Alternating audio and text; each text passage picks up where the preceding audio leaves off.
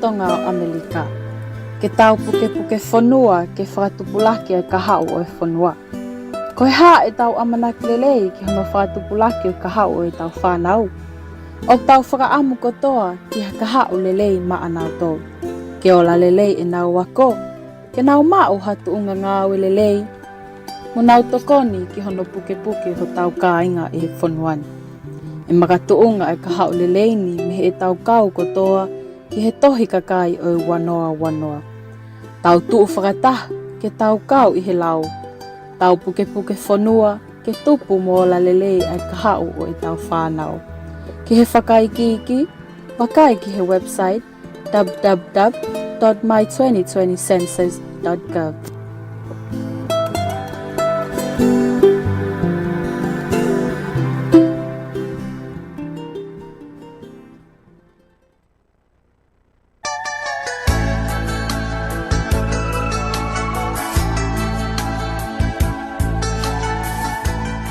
Toko, wako fiwa he kalhamu, whaampe ia hake kike sapate. Oh, o ngai hao family Amerika? Iyo tokorahi au pite. Tāki family ave fika vava runners ono ni manoa tau noa fit ni mata. Te nau lava tatongi Amerika. Te au pik e au i vava oni o te liva ki homo api i vava oni. Hawe malo au pito toko. Te tālewa kia mātol he taimini. Ko ia ai ka inga tonga i Amerika. Tālewa ki he vava runners ki he ono ni manoa tau noa fit ni mata. O totongi haki ikiki pe ko haa shopping pe ki he lolo a halai walu ka maulele ki mautol o te liva ki o nā ngahi o te whale. Heu pehe pe whatawhata maa whanā ia. Vava runners, telefoni, ono ni manoa tau noa fit ni mata. Only in Vava.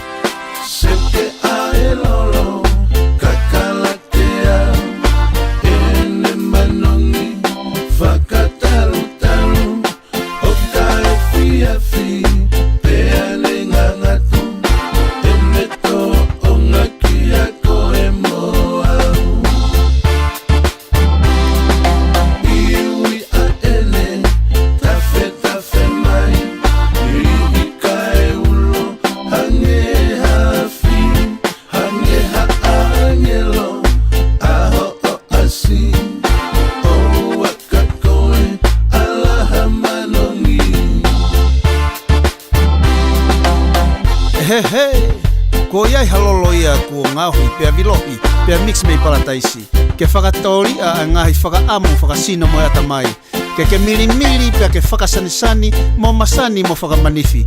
Pea ke foto aki ia ke hakatoa ngā aholahi. Pea ke toki ilo ai e mamani, ko e loloni ia, ko e tāpu aki mei langi. O ua, he. Teke a e lolo, kakalatea, ene manongi. Whakataru, o kai fiafi, pea ne ngangatu, e meto o ngaki a koe moau. Aloha. Pacific people are diverse but share a common value, our family. The 2020 census informs decisions about critical funding for public services that help our communities thrive. Every person under a roof must be counted, no matter their age, even our youngest family members. Census takers are wearing masks and following guidelines to ensure safety. It's not too late. Shape our future. Start here at 2020census.gov, paid for by U.S. Census Bureau.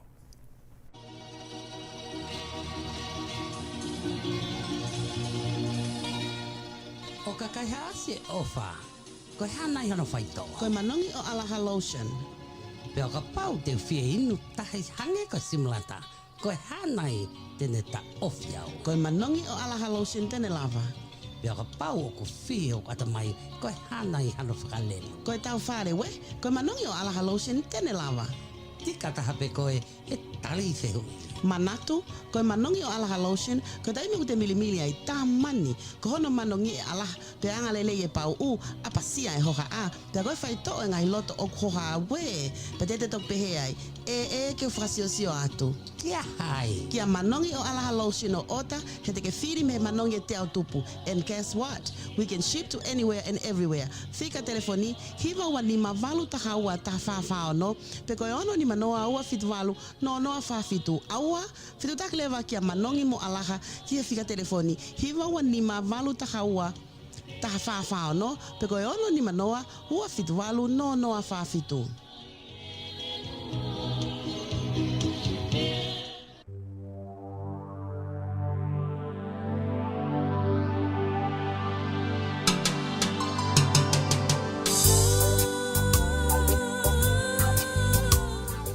Koia weha mesi.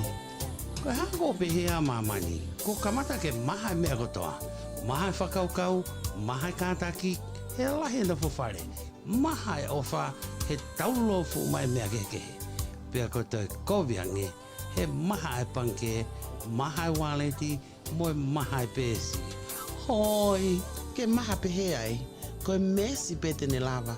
Tā mo ke whia telefoni, ono ni manoa whawhitu taha ni matolu hiva fitu. He koe nau mesi he kai osia pe ka anga. Te nau tokoni i koe, hau ki ino ke whawhono ake o tu maha kai malu i koloa whatonga iyo, o ku whaingofua pehe pe ia. Fika telefoni, ono ni manoa whawhitu taha ni matolu hiva fitu. Iyo, koe Merciful Hand Finance, o nau tu umoe lau, ke whawhono mesi holoto whare he futaimi whainga taa koe ni. Merciful Hand Finance, ono ni manoa whawhitu taha ni matolu hiva fitu.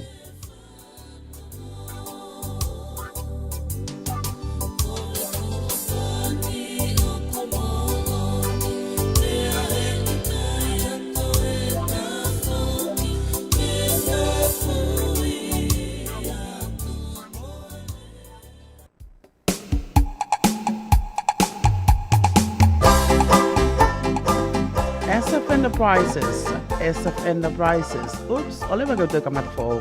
SF Enterprises. Kia auta ke ave ki tonga wawa upe ko haapai, ni mataha noa ua ni mataha ua fitu fitolu. Kia auta ke pigmi o mo apina whanga, ni mataha noa ua ni mataha ua fitu fitolu. Koe tau ene tolu ngofulu e mau ka veinga aki, ano ave a houta ke au ki tonga, ia whaunga whaingofu atu. Click and call SF Enterprises. Fika telefoni, ni mataha noa ua ni mataha ua fitu fitolu, kai click and ship lewa a houta ki tonga.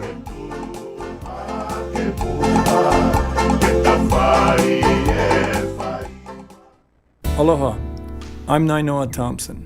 From the Hokulea, we have seen our communities across Hawaii, the continent, and the world. Now is the time to be counted in the 2020 census. Census data informs decisions about vital funding to help our families flourish. It is our responsibility to be counted. Census takers are wearing masks and following guidelines to ensure safety. It's not too late. Shape our future. Start here at 2020census.gov, paid for by U.S. Census Bureau.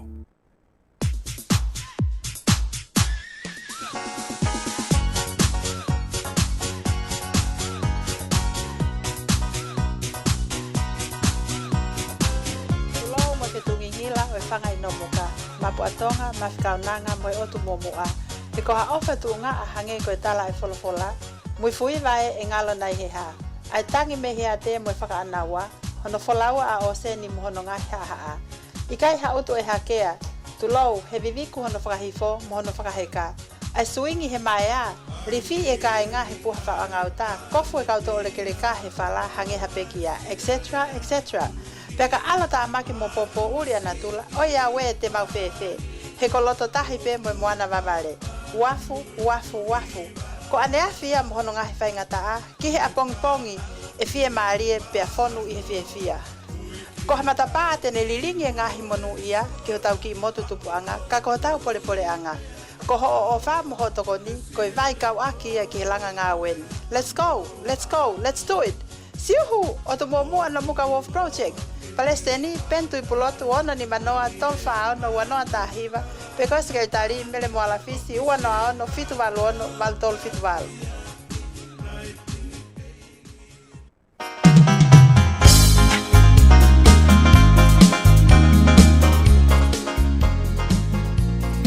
O ko hei lai kai nuku hiwa.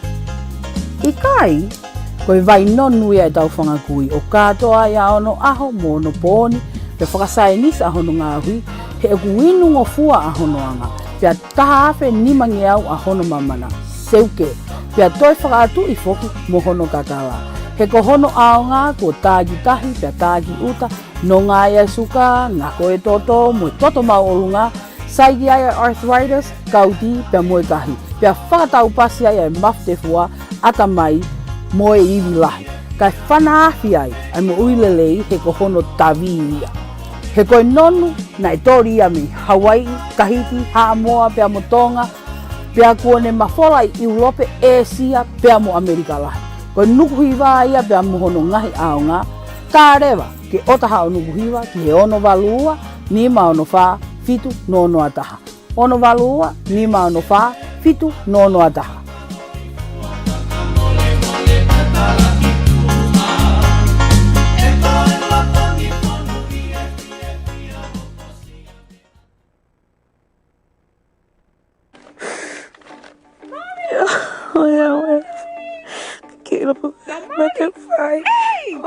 Mele. Ko e so mai ke si whanau e nau tangutu. Ke ke nau breakfast. I pasi o mai ki he ke fu. Mo ua ko kua mai. Kai ki ulawa e ato tonga mo ua taha e mele. Whainga tā ia hoa mole ni ngā we. Ko mau tangutu ko ni ko ai ke si tafu e haka. Ko ke hamasi a mele. Hal hase ni te taha ke si lava toko ni mai. Mauri mate fie toko ni kau kai kia. Anga ho no au he no. Ka koe ni. Ka koe ngongo e ni. Ke po ke whanongo ai. He ni. Ana pele. O ke kau taha no he ni. I fe i he ni. O tau whitu u. Ia koe Siva Capital. Siva Capital. Mante ko Amerika lahi ni koe i kare. Koe i kare. Koe ko Tonga ko Amerika lahi i kare. O ke kau taha no. E mauri nau os ai ahi. Ka kau talat. O ko mari ngai aho ni. Koe ngawe ai Siva. Ka koe tasi. O hen e nau kāti. E nau fika telefoni te o atu ke tāki ai toko. Iyo mele o mai mua e fika ke whakai ki ana si lava hato koni. Kai ki hame whainga ta he nama koe ni. Whainga ta ia lai. Koe kamen ke nofo kolo tomo ua ki ai. Ofa mai ta. Ke pengai whaunga. Ngai whei tuu. Tangata ofa. Tangata fie tokoni. Tangata fie fia. Ofa pe mele lava tokoni mai. Tomo tangata lotu. Tangata lotu ena ta. Io mo onea mele. Siva Capital koe kau taha no malu i ake e koloa whakatonga i Amerika lahi. Pe koe waa fokia o Siva International LLC. O ko nau halaha paanga tupu interest ke uluaki mahina, pia i ngahi mahina hoko, o ko paanga Amerika pe e ua ki e aho, ko ki i totongi sisi i mo whaka atui ke tauhi aki hokoloa whakatonga pe koe storage fee. Tā mai lewa he ahoni ki he Siva Capital he wawetaha. I e whika telefoni koe ni, taha walongi au o no noa, Siva. Pe koe taha walongi au o no noa, fituwha, walua. Siva Capital koho o kau taha tonga, maai tonga i Amerika lahi.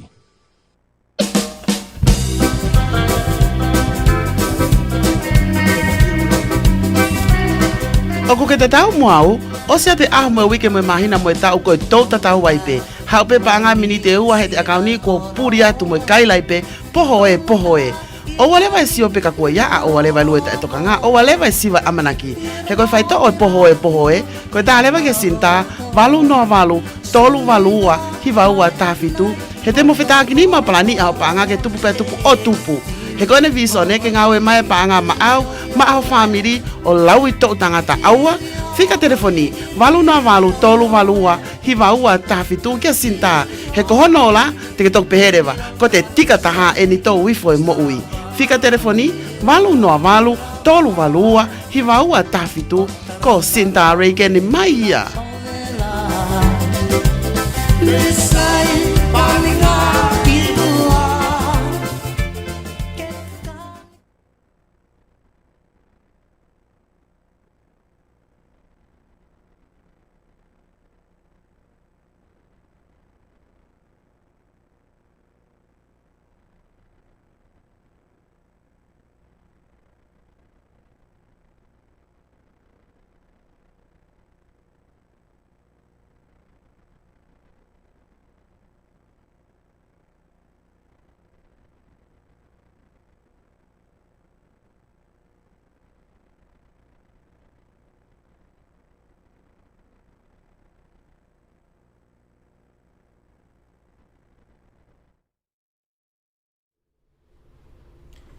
e hilipea ngai minitsi me i heni ko kamata lewa e tau lotu kamata ko i ahoni.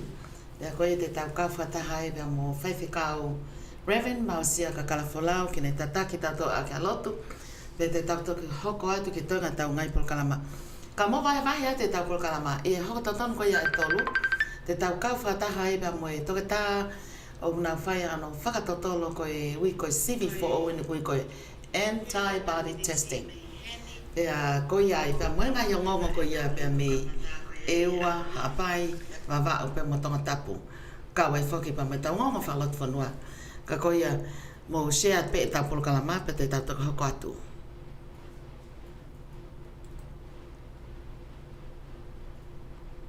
Te o atpene tau ki i fwoi fas ko e ni. Ma kau whanau le tio katoa pe. Ko e mari a mama. Nia ngā pe full time whanatahaga mō ki i mari i mai pe tau polkalama pa tau toki hoko atu pe.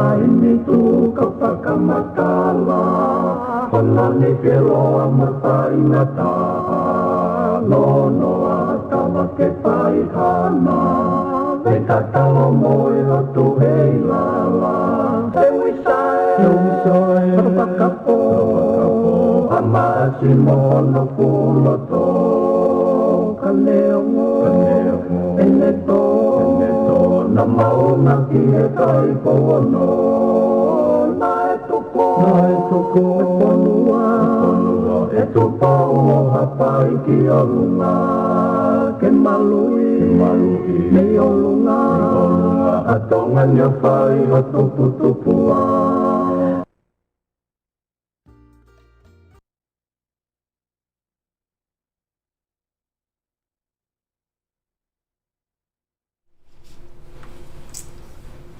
Ko e aho wao nene o a kosi o e wawhi wanoa.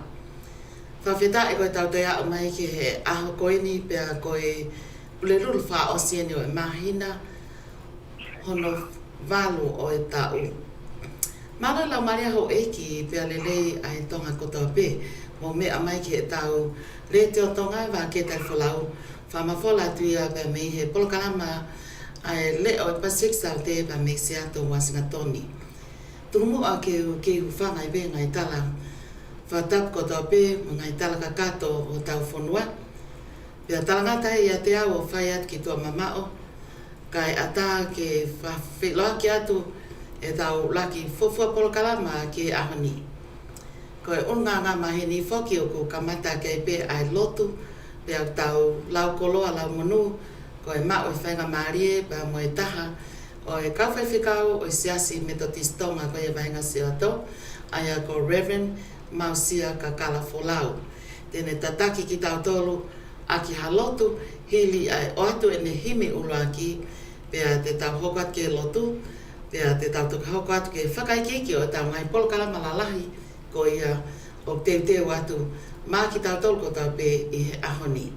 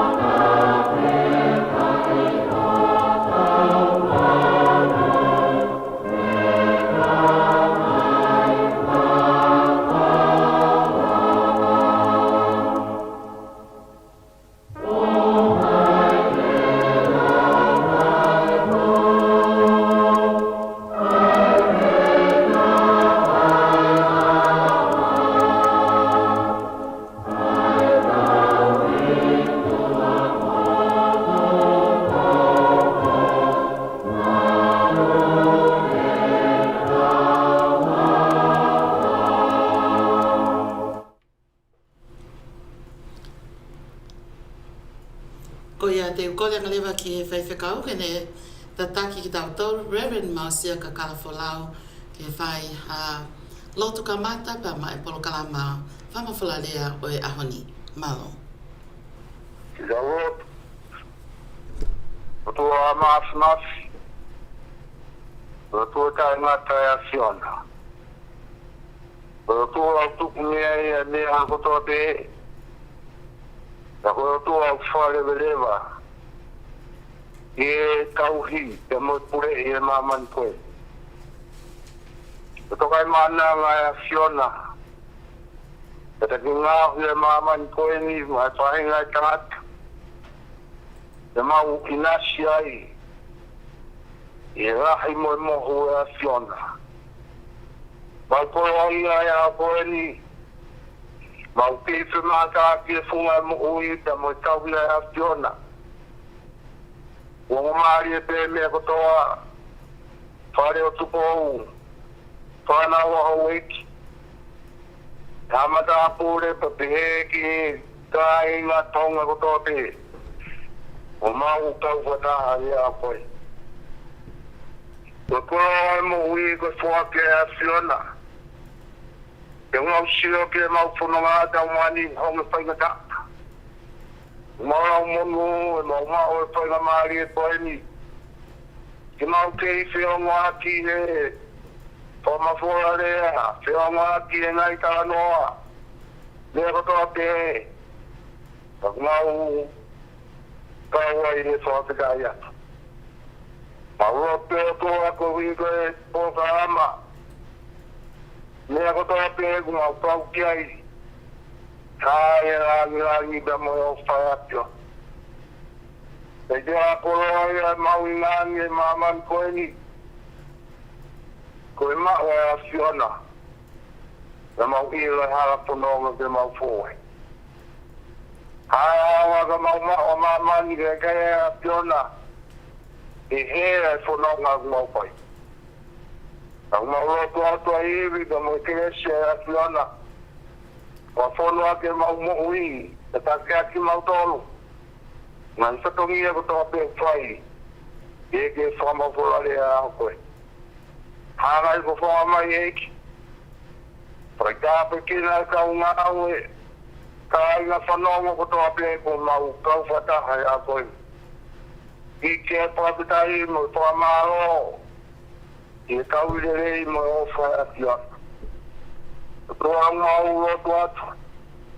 Kati mua e whanonga mau pai. Raha mea nge koe taimi whainga koe ni. Tak mau ero kuostia e o tua. Wha māma ki mau tolu. Ni o ngai whainga keke. A whei karuaro kau mai. I rotu ngoi huu ku hapea te o koe ni. Pai a mila ngina o mau whape kato. No fo mai a go mau tua ka mau no fo ko katai. Wa fo wa ko kai si go mau fo mo ui. Amen.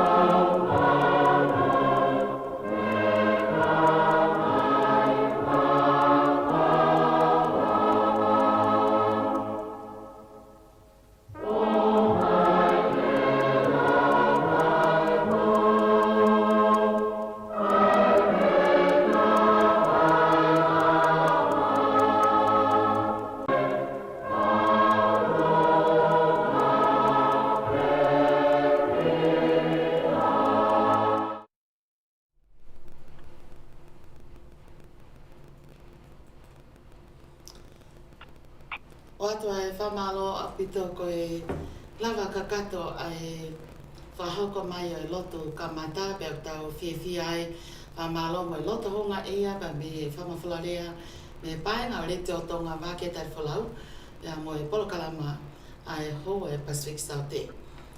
Koe taimini koe ngā koe tau mao koe ne whanga maari koe nā koe whaiwhikau koe ni ko Reverend Mausia Kakala Folau. Ko whaiwhikau whoki ia I he First Tongan United Methodist Church ko ia me Seattle, Washingtoni. Pea ko ia whoki o tāki I he pulelulu ko tā pēr whakahoko atu ai tuwha pea mo e ka volunteer o tuko nau taimi ka nā wō mai ke whanau toka ngai ke tuko atu hangahi tokoni I mea tokoni mo hangahi mea ke ke tōni I aki ai kai ngā tonga ko ia I he community ai whakahoko I e pulelulu ko tape me taimo o fulu ki he tahawa I he pulelulu hono kotoa I he apsias ko ia o iloa ko e First Tongan United Methodist Church I Highland Park. Whaiwhikau malo o pito kau mai ko e hana hau whakaukau ki he taimi whaingata a koe nuk tau whanonga e kia hea o ki vahe. Io, ko le peke u whanga e whakatapu. Pa whae atu me whareni. E whae pēr ki lawe ki au inga e kaimini tau whanonga ia o moi mea kuta ua usia. Pa whika e pēr ki o tua he mea hotoa pē. Pēr koe taimi whainga tā koe ni tau sioai ki ngai lau e whora ku pau pē ki tau whogu. I ngai whainga tā ki e ke e ngai mohui. Pa ku whailonga e tau tūni mo tau whara ki o tua. Leo me ngai whangetara. o kuhoko i taimini ka kua te ngai whainga maari e te tau na whapei ati. Te wāo whia mea e tau whiohi e pāmiri. E pai e te mua e ngai roto pāmiri. Ta me tau iki e o kua. Ko e mea te pau ki hoko ke tau whanunga. E ngai whainga taa ke ke. Ta ku mahu inga ke tau ilo e mea totonu ke tau whai. I tau yo tau whamiri. Tau e tau mohui. Te angen ko ngahi o mea koe ni ku taramai ke patapapui. O ku mahu inga pita tau tarama fua kiai. E konga pia o e mohui. E tau hia e mea ulelei. Tau inasi ai. E te he ki o tau ngā whanonga. Koutu ko e mea mahu inga i e ki tau. Tokana ni ngai tūtu ni kotoa pēo ki whakatapapui. Ua ki te, ko te ofa ke te moui, ofa ke tau ngā whanonga. Ia mahui ngā uki te ngahi mea koe ea ki taupo. Mā koe mea pia. Ia, whaiwhekau koe ngā koe whainga maari e koe ni, ko ilo whaki koe pule lulu hono kotoa koe si i mea ate whaiwhekau koe ni, pa mono ki whamiri o mai e mea tokoni. Pea mo e koe whuk mo food bank o nā whakalere pure lulu hono kotoa. E whai mai moa o ki i vai ki ai koe ngā ke whanonga kai ngā tonga kotoa pē taulanga e malata? Ia koe programa koe ni nei whai o le taipeki mua i si atoni. Ta koe tā mea rai nei whai ai ki o mo obsesi koe horo pea mo e mawinga ki whai ai programa koe ni. Ia polele vai kau whiwhine pe e siasi na volunteer whalele ki programani. Ia whengawe a te me ngai kau tāke hangi ko City of Seattle.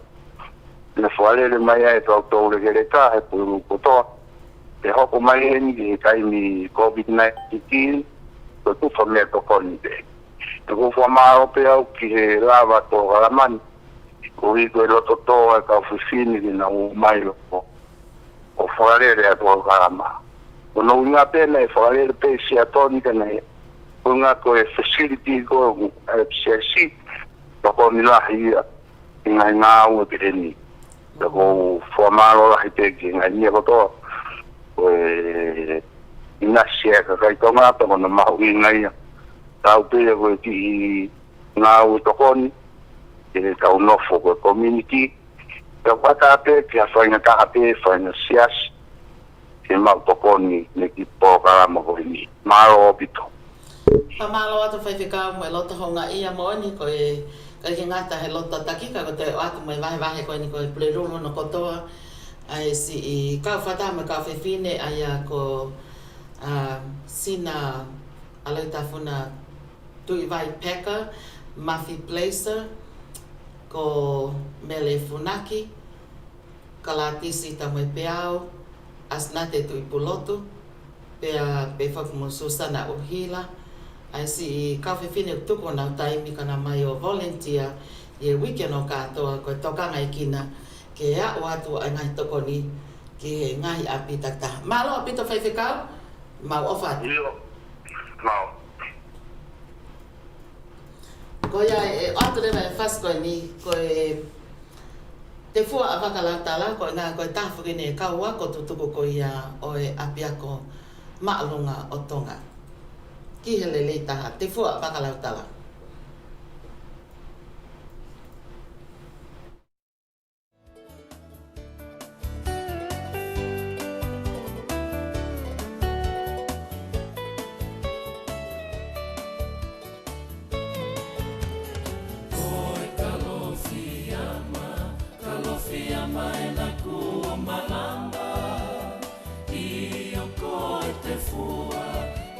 Fua, avakalau tala.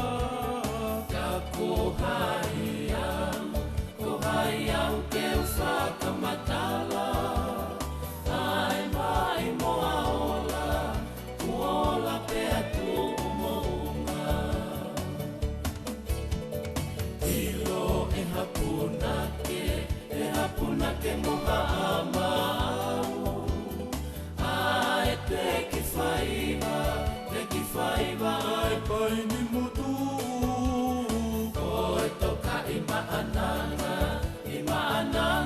whakalo au Talo mei moa hono whakafolau Taku taha hiwa whawhitu E nau ku kei tuu E ikai te kei ngalo Koe i he ku manatu Ai tonga hai Whai anga oe lau kau Ho'oto o ngā kuo Malame loto ia te au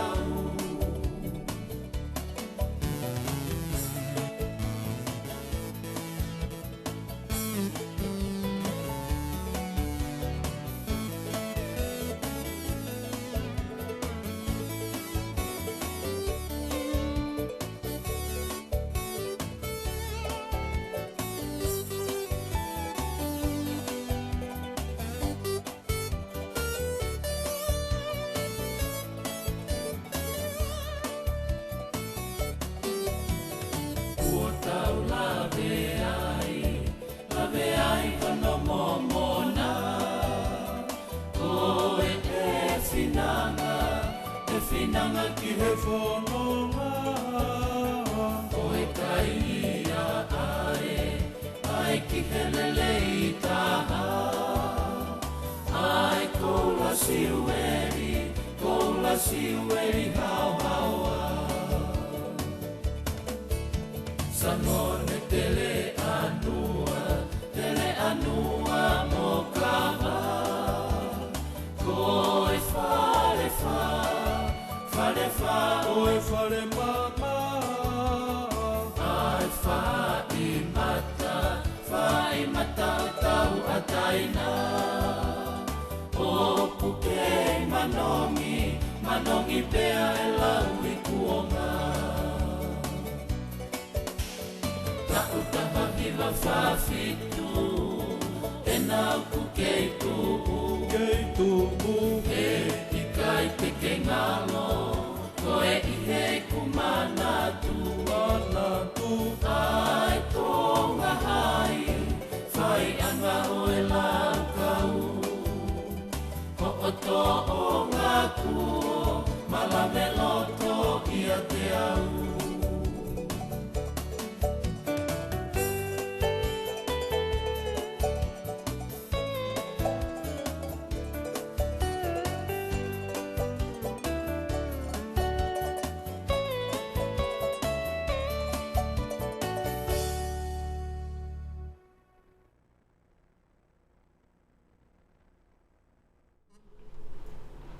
Whamalo atu whakiheni ko ngā koe tau kawhataha koe e polkalama koe taimini. Koe wakaia ke tau taimi koe osi mini te whanau ni ba me e ua i e taimi koe a Pacific Time koe a i Seattle, Washington. Whamalo atu whakiheni ka ki motolo na kotoa koe tau polkalama koe amani ke mo wahe atu. Koe tau polkalama tau kawhataha ni ba mo e taha e kautoke taha whatotolo. Pea mo e kau ngawe koe ia ba me he King County Public Health pot ngawe mo ilelei o ko amanake na whamatala atu e uhinga o ngahi sivi koe ne uhoko te kia taimini o ko i koe antibody testing. Pea koe antibody testing kono uhinga koe sivia koe ni koe ki toto pe he taha to ki ulutuhu koe drive-through pea to ki me toto mo to ulutuhu pea nau wakai ilewaya o se hui ke ua ka pauna e te uesia ki taia e ko vitahi waki mua. Pe kai ki te ilo ki tai ki ai. Pea ku lava pe ke nauhanga o iloi. Pea ku toi lava pe o to snow ki ta malohi wheunga ke toi tau ia. Aia ku whaatātuk mai lai ne, ko ngā ka pau ia ha mo whehu i te mo lava pe o whetu taki mai. I e telefoni ko ia e re te o, ko e ua noa ono, whātā no na ua. Ua no ano whātā no na ua. Pea i kai ke ngā tai, ko e tau ngahi o ngongo tuki mo aia koe ahoni, ko e whuke tau ngahi o ngongo whalot whanua, pea te tau kolose ki Tonga. Tau kawhataha ni pa mo ewa, mo e taulanga nā whanua i he ahoni, E o mai hanga tono e tau ngai ngongo mea i tonga tapu hapai wa wau pea te tau whaosa ke ngai ngongo kai me tō preanga mo wan ba havea pea me Australia. Ka wai whamalo ma ke hiheni ke PMN Tonga me New Zealand me Radio 581 PI malo au pito George mo unga Tonga pe foki kia David Amaka mo ka ngā we hono kotoa lava ke mo vai mai ai ngongo ko ngā na whai nau tolo e whitu taki ki Tonga ka tau whai tau tolo hono tuku watu ia ke inasia e ka inga Tonga. Pea ko iai o ata pe mo laine ke toko mai ha mo ngahi vai ke taimi koine o tau whanongai pe ha mo whehu i mai ke toke tā. Pea i kai ngā tai tau ka whatafoki pea mo kato kawapalu pea me Portland, Oregon ke mahi tau ngahi o ngongo me o tau ngahi whanua kau ngā api. Ko e ka maa ko e kakato e tau ngahi programa e tai mini te tau hoka ke tau ngahi tu oaki pea o atu ai pea mo tau ngahi whanongonongo ko a mai ke programa e ahoni pea te tau kau whatarewa pea mo Tualau pea mo Emily Tofu o ngā ke tohoni i ke o atu ke whakakato atu nai programa ko ia mo ki nau tolu ko ia o ko nau kes mai i tau programa e ahoni. Ki mo aia e o atu i whasko ni mai toko tako tope.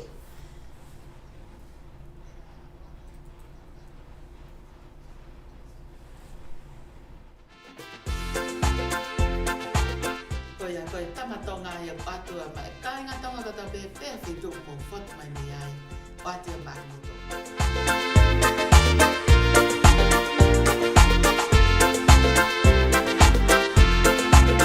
Tala mo ka pui, kau tala noa, kau whakalau, pelelei o tonga, kai whakalaka, he me a kotoa, e tawa taina, pea moe nonga.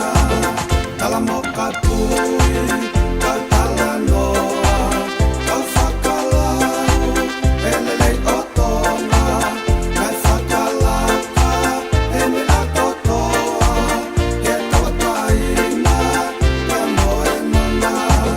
Whanua kotonga, whanua whakalaka, he koi whanua, o putaha ona, whakatalauni, pea pule anga, uhono sila, o ta e ngata, ka matonga tuku, ke ta fie fia, i he nonu kua, ka usia, kai whakatoka, he kua ilina, e uluaki, mo onia.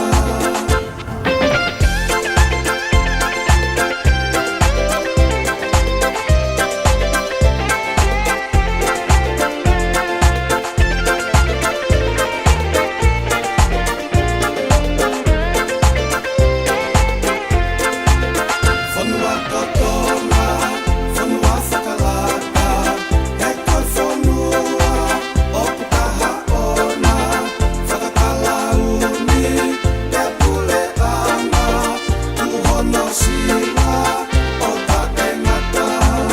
Whanua kotonga, whanua whiewhia, he kai siweri, ia o Polinisia, whakamauki he, moata e tasila, o tua motola, toku tofita, ka matola tuku, ke ta whiewhia, i he monukua, ka usia, kai whakatoka, he kua ilina, e uluaki, no onia, ka matola tuku, ke ta whiewhia, i he monukua, ka usia, kai whakatoka, he kua ilina, e uluaki, no onia, e uluaki, no onia, e uluaki,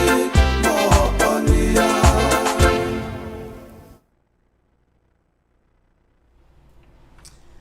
Hangai koe lau koe ahi wā tamatonga koe whanua whakalata Mea moe tā o mai ke futai mano ia koe ni tau ke kawhataha ia pai ngā rei tō Vake Tali Folau moe polkalama ai leo e Pacific South e ba me Seattle Washington.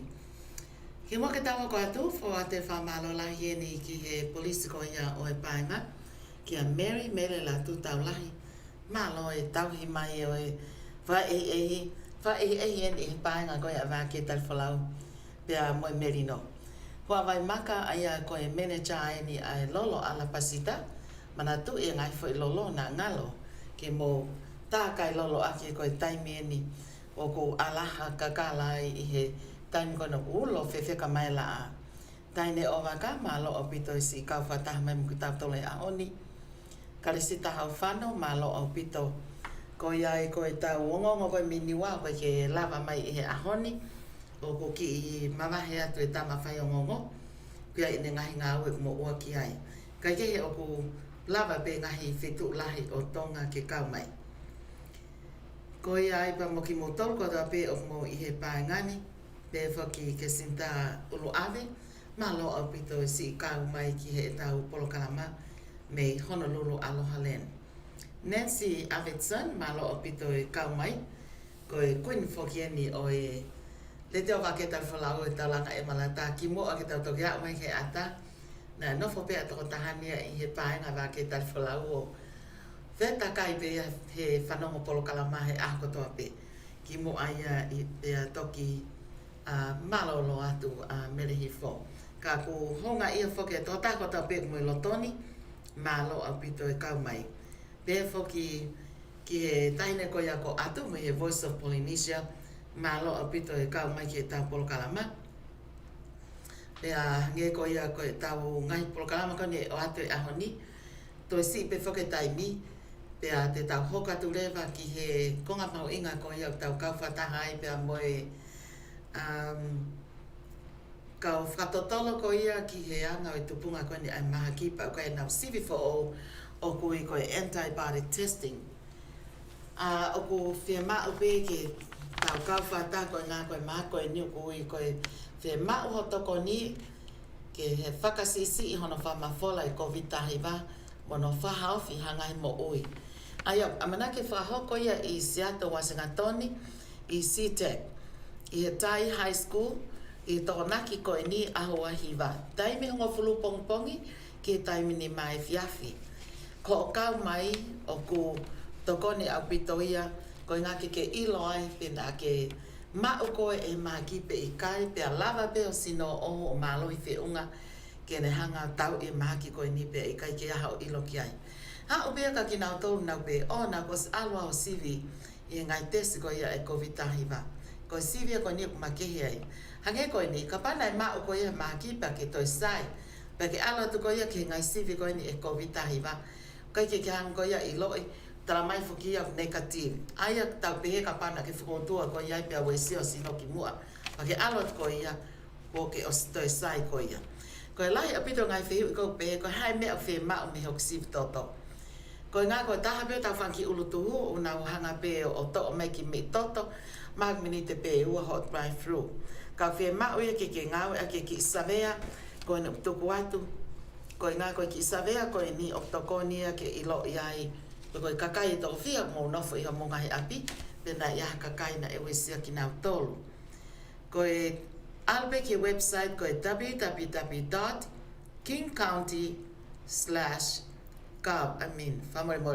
www.kingcounty.gov/covid/study covid ki COVID/study www.kingcounty.gov/covid/study ke ngai whakai ki pa mo step hoko ko saveani o ku whakangata pe ko ia i kai ngatonga i Seattle oua e toi toloi ko ngā ko e whaton lea o savea telefonia ke pe ko i ki wano aono uano tolu ni mavalu noa aia blahi whake ngai eke pe ko hai tau mua ko ia i sive antibody lahi e mea ia ke whaika e ilo whekau aki moi vai las fo o ko e ni kune whatupunga e maha kini ko e ola o CV e i kai li liwai a ngahi whaka e hiu whe mau ke tauhi hange ko ia ko e malui i heng tui ko ia e ngai mask tau he fute ono wa mamao pea oku pea maa pe foki i ngai whetu whapure anga kotoa pe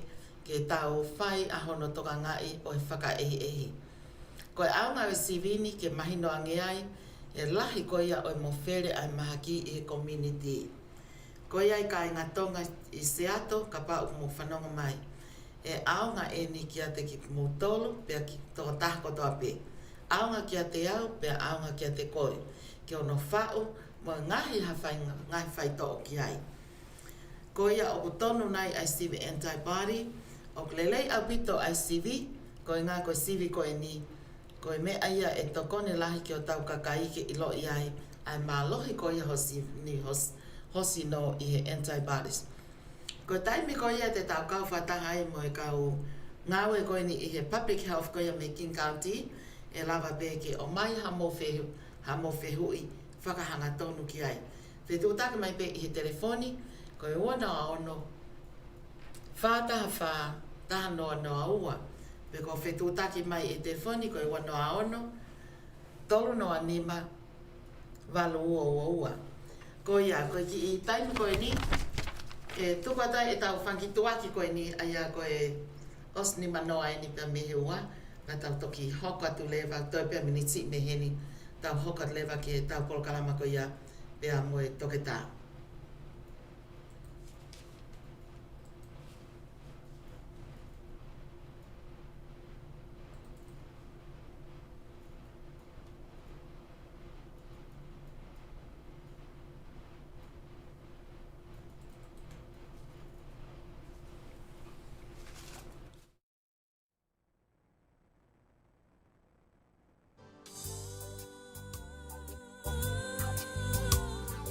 Koia weha mesi.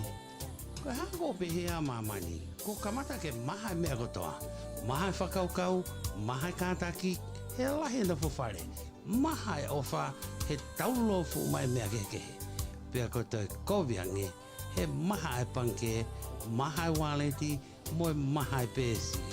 Hoi, ke maha pehea ai. Koe mesi pete ne lava. Tā moke whia telefoni, ono ni manoa whawhitu taha ni matolu hiwa fitu. He koe nau mesi he kai osia pe ka anga. Te nau tokoni i koe, hau ki ino ke whawhono ake o tu maha kai malu i koloa whatonga iyo, o ku whaingo fua pehe pe ia. Whika telefoni, ono ni manoa whawhitu taha ni matolu hiwa fitu. Iyo, koe Merciful Hand Finance, o nau tu umoe lau, ke whawhono mesi holo to whare he futaimi, whainga taa koe ni. Merciful Hand Finance, ono ni manoa whawhitu taha ni matolu hiwa fitu.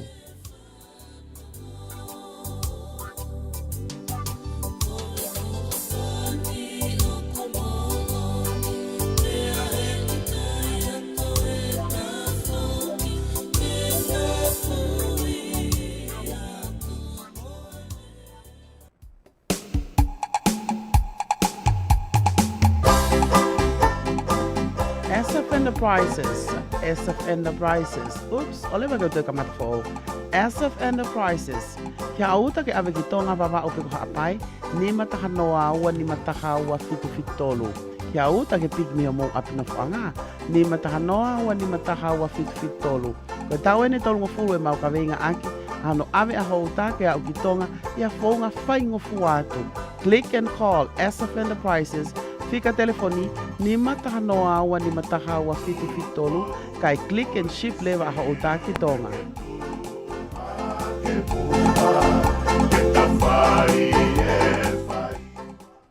Aloha, I'm Nainoa Thompson. From the Hokulea, we have seen our communities across Hawaii, the continent, and the world. Now is the time to be counted in the 2020 census. Census data informs decisions about vital funding to help our families flourish. It is our responsibility to be counted. Census takers are wearing masks and following guidelines to ensure safety. It's not too late. Shape our future. Start here at 2020census.gov, paid for by U.S. Census Bureau.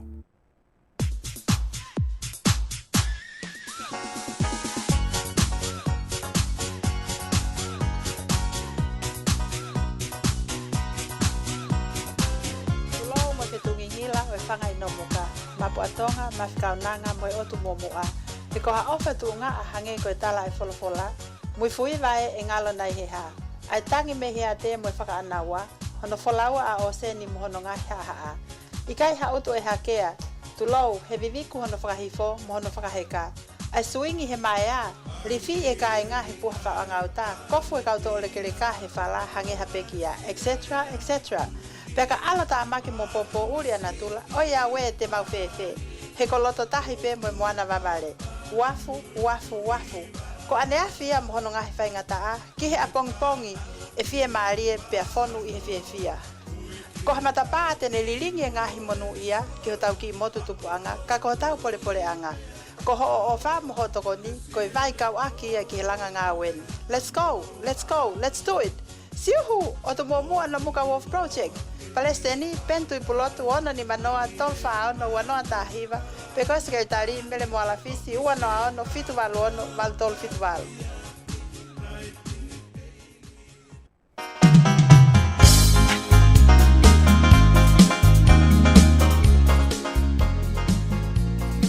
O ko kei lai kai nuku hiwa. I kai, koe vai nonu ia e tau whangakui o katoa ia ono aho mo no pōni, pe whakasai nisa ahono ngā hui, he e kuinu ngō fua ahono anga, pia taha awhe nimangi au ahono mamana, seuke, pia toi whakaatu i foku mo hono katawa. He ko hono ao ngā ko tāgi tahi, pia tāgi uta, no ngā ia suka, ngā koe toto, mo toto mau olunga, saigi ai arthritis, kauti, pia moe kahi, pia whakatau pasi ai mafte fua, ata mai, moe iwi lahi. Kai whanaafi ai mo uilelei he ko hono tavi ia. He koe nonu na e tori ia mi Hawaii, Tahiti, Haamoa, pia mo Tonga, pia kuone mafola i Europe, Asia, pia mo Amerika lahi. Koe nuku hiwa ia pia mo hono ngahi ao ngā, tā rewa ke otaha o nuku hiwa ki he ono valua, ni ma ono wha, fitu no ono ataha. Ono valua, ni ma ono wha, fitu no ono ataha.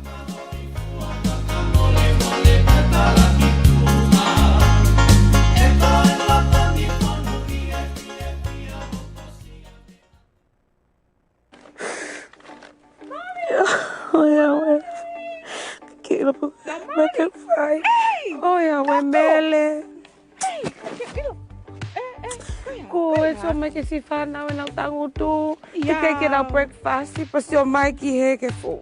Mo ua ko kua mai. Kai ki ulawa e ato tonga mo ua tahai mele. Whainga tā ia hoa mole ni ngā we. Ko mau tangutu ko ni ko ai ke si tafu e haka ko ke hamasi a mele. Hal hase ni te taha ke si lava toko ni mai. Mauri mate fie toko ni kau kai kai. Anga o no au he no. Ka koe ni. Ka koe ngongo e ni. Te po ke whanongo ai. He ni. O ke kau taha no he ni. I fe i he ni. O tau whitu. Iyo. Koe Siva Capital. Siva Capital. Mante ko Amerika lahi en koe i kare. Koe i kare. Koe ko Tonga. Amerika lah i kare. Oke kau tahan no. Mauri nau os ai ahi. Ka kau talat. O ko mari ngai ahoni. Ko ngawe ai siva. Ka koe tasi. O hen e nau kati. E nau fika telefoni te o atu ke tāki ai. Iyo mere o mai mua fika ke whakai ki ana si lava hato koni. Kai ki hame kanga ta he nama koe ni. Whainga tā ia lahi. Ko kamen ke nofo koloto mo ua ki ai. Ofa mai ta ke pengai fonga ngai fei tu tangata ofa tanga fie tokoni tangata fie ofa pe mele lava tokoni mai to tangata lotu ena ta Io mo oni a mele. Siva Capital ko kautaha no malu I ake e koloa whakatonga I Amerika lahi. Pe koe waa fokia o Siva International LLC. O ko nau hala ha paanga tupu interest ke uluaki mahina, pia I ngahi mahina hoko, o ko paanga Amerika pe e ua ki e aho, ko ki I totongi sisi I mo whaka atui ke tauhi aki ho koloa whakatonga pe koe storage fee. Tā mai lewa he ahoni ki he Siva Capital he wawetaha. I e whike telefoni koe ni, taha walongi au o no noa, Siva. Pe koe taha walongi au o no noa, fituwha, walua. Siva Capital ko ho o kau taha tonga, maai tonga I Amerika lahi.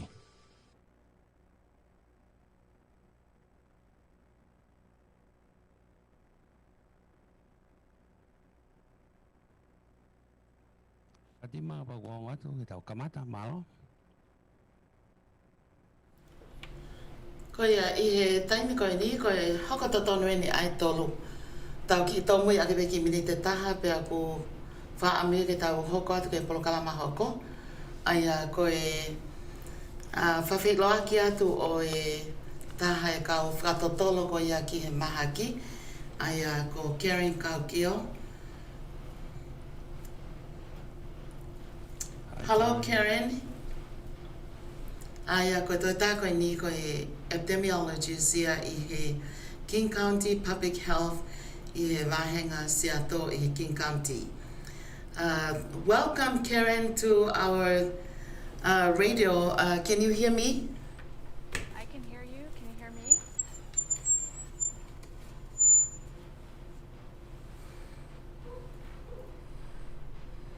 Hello Karen. Hi Sylvia. So I can hear you. Can you hear me? Yeah, I can hear you very well. It's very nice and clear. So happy to be here. And my colleague is going to join us in a little bit too. Oh, okay. Tigrin, yeah? Yep. Okay. Looks like he's coming on right now. Oh, he's in. Yeah, he's joining us. Well, I would like to introduce Karen Kaukil and Tigrin. Karen is the epidemiologist with the Public Health King County. And Tigrin, could you introduce yourself? Sure, I'm Tigran Abujan. I'm an epidemiologist with Seattle and King County's analytics and informatics team. So, if you can, sorry for interrupting. If you can turn up 11 and 12 a little bit louder. Thank you. Oh, okay.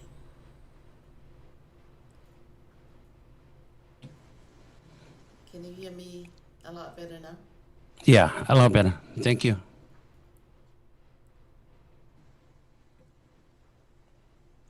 Okay, thank you. This program here is also sponsored, by the King County Public Health. Well, thank you so much, for taking your time to share with our local community. It's very important, to have everybody know and get the message of how important it is. The new test is called the antibody testing. And we're about to have a drive-through this coming Saturday at the Thai High School. But before we continue on to the detail, I'm gonna try to say this in our Tongan language. Ko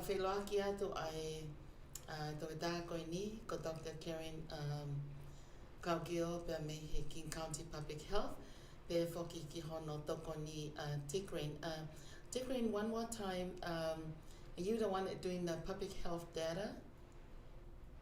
Yeah, I'm part of the team that does all of the data reporting and the dashboards on the website. Okay, aya ko toko ta ko ni ko Tigrin ko toko ta ko ni ko nau tolu ya nau hanga tana ki ngahi whakamatala whakaiki pa mo ngahi whika ko ia o e kakai ko ia ko Wesia e nau mo oi e he county ko ni ko King County anu mau iai. Whahoko te mea e whatongia ko ni. So today is a special program, for our King County antibody testing. Karen, I will just kind of maybe ask Tigrin. Tigrin, could you go ahead and share what is the number and how many people that are being affected, especially if you have the direct number for the Pacific Islanders, that have been infected, with the coronavirus? Yeah, that's a great question. So right as of August 23rd, there have been 371 cases that we've identified among Native Hawaiian and Pacific Islanders in King County. While the absolute number is lower than that of other race groups, the rate per 100,000 residents is the highest in our county. So per 100,000 residents, there have been 2,297 cases of, or the rate is 2,297 cases per 100,000, which is 6 times higher than the rate in white residents of King County. There have also been the hospitalizations have also been higher among Native Hawaiian and Pacific Islanders. There have been 60 hospitalizations at a rate of 503 per 100,000 residents. So while the absolute numbers aren't the highest in the county, the rates are the highest. So this is the highest, like in the state of Washington, the King County. That's a good question. I'm not sure if it's the highest in the state of Washington, but it is the highest in King County. In King County, right? Yeah. Okay, what do you think that you can compare our county to the rest of the country? Because I know that right from the very beginning, this is where the very first that they said, that's where the virus, was starting being infected, from the state of Washington, especially the King County. Koe lau ki he tuunga koia o kuia ye taimini ai King County, whawhihonaki ki he toenga koia o whanua. Yeah, you can go ahead. Yeah, that's so I have less data for the rest of the country among Native Hawaiians and Pacific Islanders, but our communities of color more broadly have been hit hardest by the coronavirus throughout the country. So the higher rates that we're seeing among Native Hawaiians and Pacific Islanders here is not out of line with like the rest of the country as well. I think there are kind of bigger inequities beyond just King County that this is kind of illustrating. Okay, well, Tigrin and also Karen, you can come in at any time whenever you wanted to share something. But Karen, the antibody testing, everybody have a question. Do you know what is the antibody testing is all about? Yeah. Well, thanks, Sylvia, and thanks so much for having us on. And I think it's just really important to emphasize the information that Dr. Avunjian just shared with us, that the Pacific Islander community in King County has 6 times higher rate of COVID-19. So what is antibody testing? Would you like to translate first before I continue to answer your question? I guess you can maybe go ahead and finish that. Okay, yeah, I just want to be sure that we come back to some of the reasons why we're doing this, Right. as Tigran laid out so well. So the antibody testing is a way to look at who has been infected with the virus that causes COVID-19 in the past. Okay. Aia koe uhinga pe ko antibody testing. Hange ko ia na ko lavet ke ki mo a ko whemau pe ke ilo pe o ko whewhenai ai hosino o kune wesia nai ai e maakia ke moa. Pea kai ke ilo e koe na e ma o koe e COVID-19. Pea toki au ia ke taimini koe ne ko toi toki Asia e ki sivi koe ne ko amanake na whakahoko. But I have a question here from one of the listeners. Mm-hmm. Is this test for everyone in Washington, or this test is only for the residents of the King County? You know, this test is only for residents of King County, but there are some other groups who are doing studies, similar kinds of testing for antibodies in other parts of Washington state. So depending on what county your caller lives in, they may be able to participate in that study. Aia ko tai mini o ko pehe whoki ko sivi ko ni o ko kamata pehe I King County. Malo toki ai peha ngai whotutu o atu ke kahau. So also I have the same question. What about the other part of the country? Are they doing any antibody, or why is the King County doing the antibody compared to the rest of the country? Yeah, there are several places in the country where they're doing antibody testing. New York is an area where they did a really big antibody testing study. And there have also been antibody testing studies in California, and I know there are others that are planned elsewhere.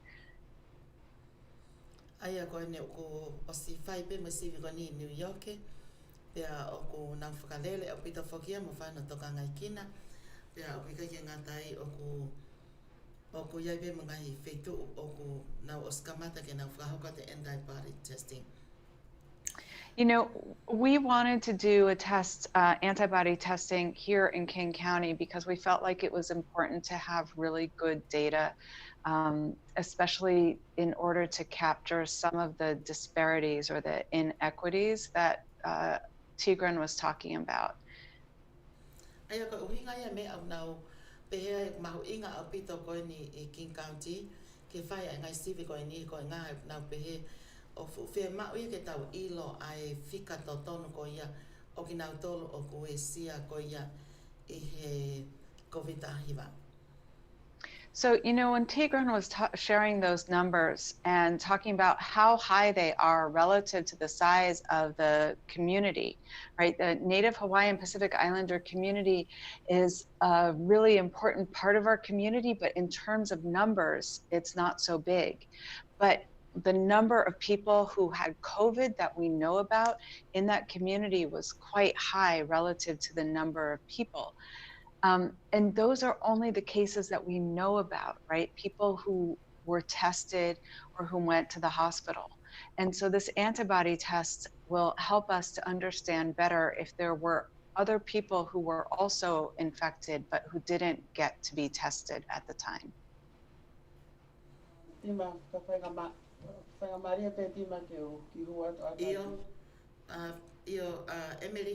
who am I going?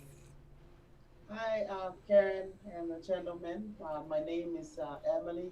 Karen, we were just talking on email, but we haven't really talked to each other, but I'm Emily. Okay. Nice to meet you. This is Emily. I'd like to emphasize the point in Tongan with Fatima. The first report that the gentleman was saying, and also I would like to emphasize the antibody and the importance of this test in Tongan, whether maybe those will generate some questions from our community or the listeners, Karen. Then we will ask you the question as we go. If there will be any question, that will come up with Fatima and Sione about that. Since you are here with, thank you, Emily.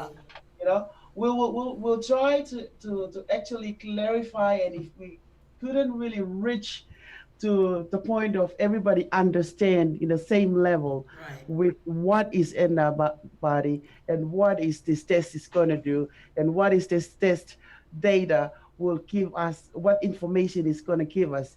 I think we're going to discuss this in Tongans a little bit, then we'll come back to you. Please give us like 2 minutes, I think.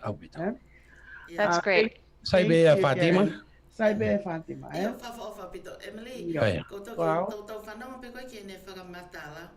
Ai koe ne whamatala wha mui koe ni. Hange ka te au koe uhinga antibody testing ia koe uhinga ke lava ke mau aki ai whika to tonu ko ia o e kakai ko o siwesia he koe ngā o toko si ai population koe o e kakai Pasifiki. Ka toko lahi au pito ko tau kakai o huesia ia e he mahaki. Pea koe uhinga antibody testing e koe si o ia. Koe ngā koe ke ilo ia ta koe nei o si toko lahi pe kakai ia nei o si huesia nā tope nā o si puke I he mahaki. Pea kai ke ilo ia pa nau toi sai pe nau to me ai te kai ke nau sivi. Koe tāna ke atu pe. Ka ko whawha pito ke whai maa ngai lawe ki he mea mau inga koe. Ia. Malo pito Fatima, koe mea whakeni au tau whanongo ai I he ngahi o ngongo. They talking about antibody. Kai ngā tai they talking about plasma. I he ngahi o ngongo. O nau talanoa he tai bini. Ki he anga a hono whaito o koe COVID-19 he tai mino ngau e ake plasma.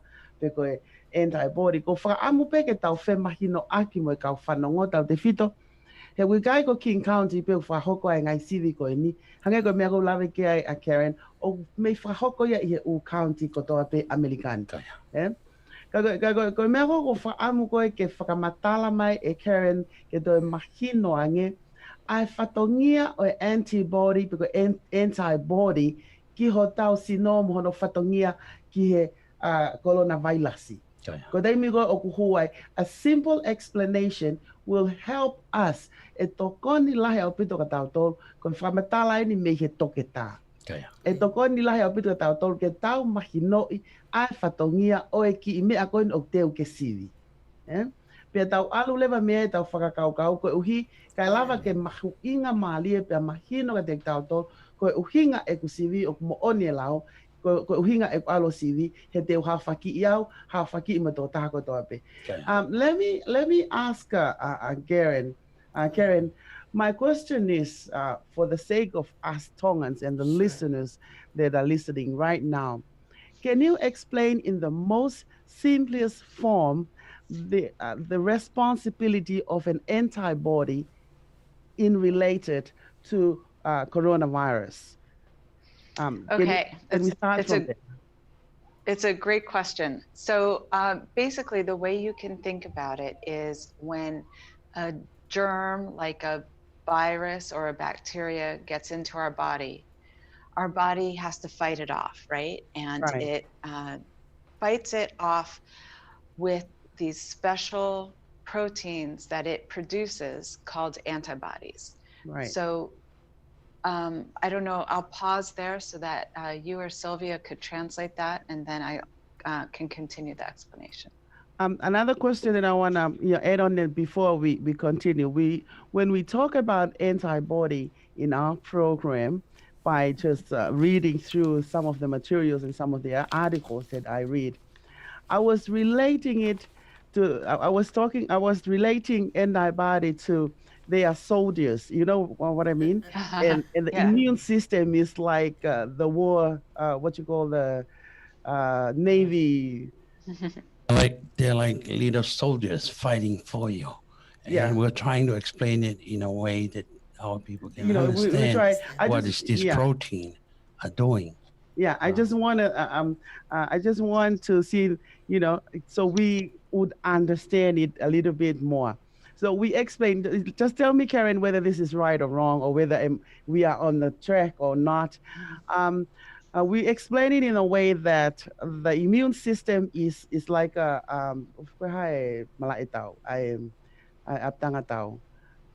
soldier camp. Something like that. And then when the enemies comes in through our body, then they will produce some soldiers that actually fit to kill the enemy. And if the immune system doesn't have that capability to produce the soldiers to kill that specific enemies, then that's when the problem comes. And are we making any sense here? Karen? Yeah, so that's a really good way of thinking about it. Sometimes people talk about it like a soldier and an enemy. Sometimes people talk about it more like it's a dance, or so the important thing, I like that idea of thinking about sort of it's a camp of defenders, and you have a whole bunch of defenders. Maybe they're all sleeping, right? And then this enemy comes in, and maybe it reaches the first one, and that one doesn't know how to fight that enemy off. And the next one doesn't know how to fight that enemy off, but maybe it comes to another one down the line, and that one has this special ability to fight off that enemy, that attacking virus. And when the body identifies which is the right one, then it starts producing more and more of those. And so as long as the enemy, the virus, continues to attack, then the body produces those particular fighters that are going to fight off that enemy. Once the enemy has been sort of defeated, And then those fighters will gradually reduce in number, right? They're no longer needed. They no longer have to be at the ready all the time. But there will be one or two of them who are always hanging around. They might be sleeping, but if that same enemy comes back, they're going to wake up and right away they know what to do. That's what an antibody is, and that's what a memory response is for the immune system. So the first time you are infected with a virus, you don't have all the antibodies. Your body has to take some time to learn which is the right antibody that it should start producing in a high number. And it usually takes about maybe a week or 2 weeks, sometimes 3 weeks, before your body really starts producing those antibodies in a high number. And so, as you said, if the virus is, winning during that time, then that's when you have the problems. If the antibodies are strong and can fight off the virus, then it can make the illness less severe. And that's what you and that's what you're trying to test on Saturday, whether you're the soldiers or the antibody of my body have been winning over the coronavirus way back, right? Yeah, so to get really technical about it, there are many different kinds of antibodies, and so some tests look specifically for the antibody that is most effective at killing the virus, and other tests look for an antibody that just indicates whether you've had the virus. Right. And right now, in doing this survey, we're most interested in just looking to see how many people have had the virus. We're not specifically looking at whether the antibodies that people have are the ones that are the best and the most effective at attacking. This is really a way of letting us look back in the past to see how many people have been infected.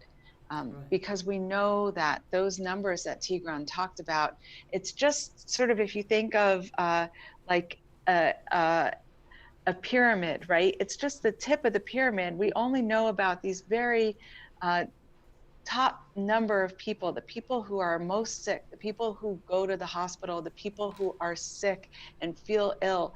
We don't know about all these people down here in the pyramid who might be infected with the virus, but they're not feeling ill. But the antibodies can tell us. The antibodies can tell us if somebody had the virus, even if they didn't get tested or even if they didn't feel that sick. Right. Okay, Karen, it's our turn now to try to translate that. Right. Okay. Into the That was a lot. form. Anyway, and Fatima and Sione can help. We can discuss this. Right. Okay, ko famatala ko ni a Karen hoek mo kainga mahu inga ko ya ke tau ilo ai fatongia ko o fangaki I mi ako no ai ko ke sivi ko he tonaki I Kings County. Hange ko me ako famatala ke ai ko estima fatonton mai peka pau kai ke a o famatala. Ko antibody o hange ko fangaki so tia malui. So ko dai mi ko hu mai ai coronavirus ki o tosino e lava peia ke malohi ki antibody pea te kai ke te ongo I ki ta whainga symptom e ta. Pea lava pe ke malohi coronavirus pe te pukele wakita tokot wharemahaki. Those are the two different ways. E lava ke lava sai ta kakai ko na lava hu coronavirus ko na sino lava he fangiso tia maluia o hafahinga whailonga ta. Ko ki nau tolu koe o ku fo I koe whangi so tia malu ipe koe whangi antibody hoto sino pea tau enapai o fofonu pe tokoto haue mamnono e manawa tokot whalmahaki o ku koe taimia koe malohi e coronavirus sai. Koe ne talanoa koe ke sivi koe I he aho tokonaki. Ko mea kone whakamatala ki ai ki tamayo e ki whekau aki mo fika koe ni o Pacific Islanders. Koe fo I fika ia koe ia, o kwange pe ia, ka pau te tau sio ke pyramid pe koe whakatata mahino taha, koe tau, it's the tips of the iceberg. O kui ai e ki, koe tau sio ke whukahitahi, o kui ai e ki konga sii o e fuu konga aisi o asi o lunga. Pe koe kai koe ngata anga pe aia koe fika koe o mai koe e tamai e ki ane nai koe ki fo i konga pe koe o lunga tau sio kai fu kai tahi. Koe fu toenga koe ku puri koe lalo fu konga aisi koe ya koe fonga ni e lava ke sivi ai o iloi ai kakai koe o kunau i lalo koe o kunau i lalo i under the water. Aia koe no uhinga taha o ku tokolahi ange kakai ia o kunau mao na to COVID-19 ka o ku ikai ke asi hawhahinga whakailonga ia nau tolu. Pea ko ki nau tolu ia o fie mao koe ke whai hono sivi pe ko hai nai ko o si hue COVID-19 ni ai ka nei ke aru ia sivi. Mago whakalea wa o matahaya. Ka i aru ia sivi ko hana uhinga he nei ke asi hawhahinga symptom ia pe ka whahinga whakailonga ia ai. Ka ko si whahinga ia o ku whakatu tāma ki taha.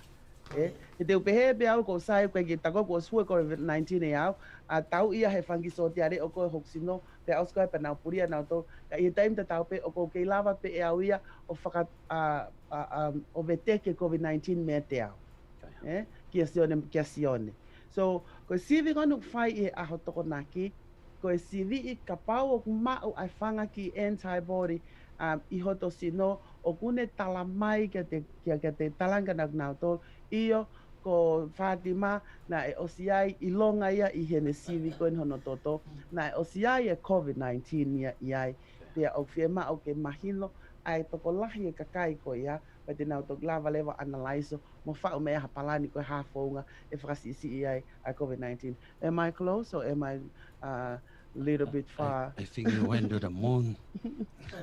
Tongan mai Fatima. I have a specific question to Karen on regard to the to this study. My question, Karen, is that I think in your world that everybody, all doctors or most doctors are aware of the antibody, and of course they use it as a treatment to a certain degree. My question is, are you guys are trying to identify this particular, what would you call it? Antibody. This to help other people if that's what it's going to take? To cure other people? Because since it's proven that they cure other people before. Before Karen, you can answer. I wanted to just interpret what he was asking for. Kange ko fewi kono ko ai sione pe kulava na yo tokoni ko sivi ko ni ke lava tokoni ia tapakai. Yeah, go ahead, Karen. I think you already got the question. Yeah, thanks for that. It's a very good question. And that's not, and we are interested in the health of the community, and we're interested in understanding how to predict, prevent, and control disease outbreaks and epidemics like COVID. And so the point of our study is to really understand what the experience of the community is and how we can use that information to better help the community, direct more resources, to really be sure that we're doing what we need to do to prevent future cases and protect the community as a whole. So the study, the test that we're doing looks to see if somebody's been infected in the past, but it doesn't necessarily tell us what type of antibody, whether it's the antibody that is most effective at killing the virus. And I think we have to be careful about that. There's been some talk in the news about the idea that using plasma from people who have recovered from COVID-19 might be an effective treatment, but we really haven't seen the kind of randomized controlled studies that we would want to see to really have a firm data about that. Okay, Thank you, so Karen. much. Yeah. Appreciate it. Thank you, Karen. Oku yai pene tala mai iyo koe pe whake koe nau ngahi whatotolo koe ni koe kake ngata peha ike ilo i pena e wei sia kita ki mua. Ko ngā ko tui whaki ko maha ko e ki tau koni ke I lo I whakapapau ai whika o I kakai I ho tau wāhengani ne nau osi whako tua I e maki. Aia ko mea I e taha. By the way, I'm just looking at one of the message here from Reverend Sia Puloka, telling you thank you so much for your help to our community, and may the love of our Savior Jesus Christ abide with you to protect you from all the harm. Anyway, I think that one of the things that I could say, Tikrin, I think that also, like I heard you from the very beginning, did you guys wanted to do the antibody testing so you can get the fact, the correct number to share with it by the COVID-19? Because only the people that go testing or the people that have been to the doctor will find out that they have the virus or not.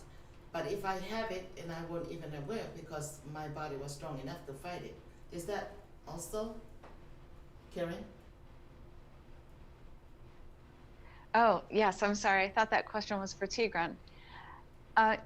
Yes, that's right. That's what we're trying to do, is to really understand better how many people have had have been affected virus. Right. Yeah. Tigran, do you have anything to add on? Yeah.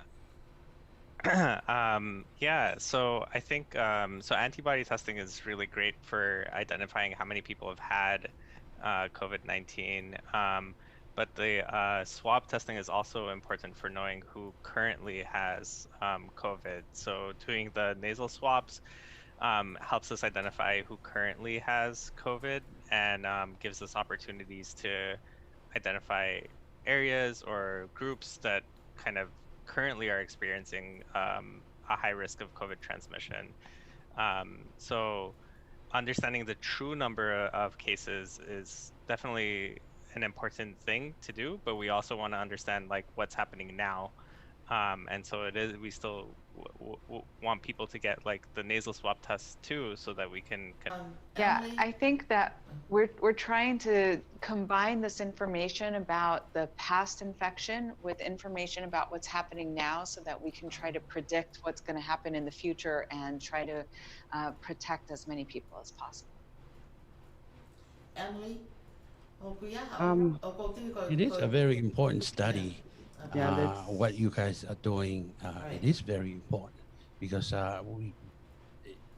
we're trying to learn about coronavirus on every which side of the aisle, but collecting data will help us, and we all support that. Emily? Yeah, I would like to comment on Deacon statistics that he said the beginning of the program. And what I can see now, that this survey, this research, this testing that we're going to do on Saturday, I think the people that will benefit more from this is the Pacific Islanders, Karen. And the reason why I'm saying this, because right now we asking the questions on why are we are like the highest rate of people that get COVID-19. Pacific Islanders have the highest rate. Not only, you just say that in King County, not only in King County, but in Hawaii too, in California too, in Arkansas, in Salt Lake City. We have the highest rate. So you mentioned before that it's 6 times over there in King County. In Hawaii is 8 times. And I'm not sure what's about, but I've got those those report on Monday that we are the highest rate in all these states that I mentioned. I think it's like 12 states or whatnot, where most Pacific Islanders where the Pacific Islanders are staying.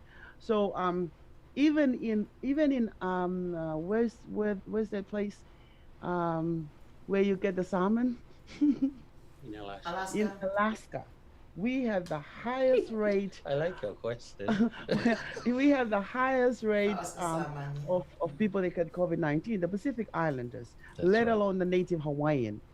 So we were discussing it and we were talking about it, and most of our community leaders, Samoans and Tongans and Fijian and Micronesian, they kind of blame it on how our culture is and how two or three families live in one household, how we can resist hacking each other when we meet, even though with COVID-19, how there are different generations stay in one household. So we kind of looking at that, but at the same time, I think, Garen, that this survey that you guys are doing, or the research, will actually tell us maybe our blood is different from everybody else. That's why it's high like this.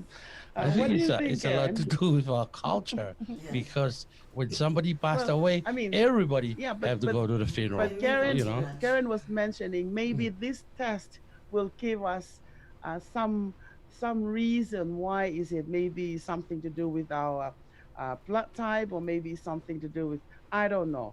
But those numbers and those rates and those disparities of the Pacific Islanders is unbelievable right now when we actually look at it.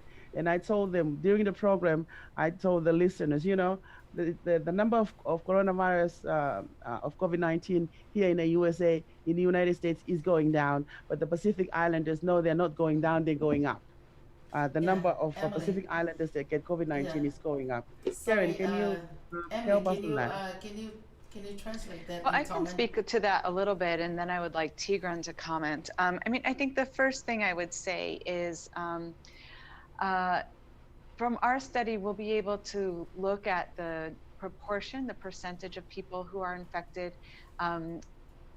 We can generate some ideas, some things for further study about whether there are some actual biological differences that make some groups be at higher risk than others. But as far as I know, up until now, there's no indication that there are biological differences that are causing these. I think it does have more to do with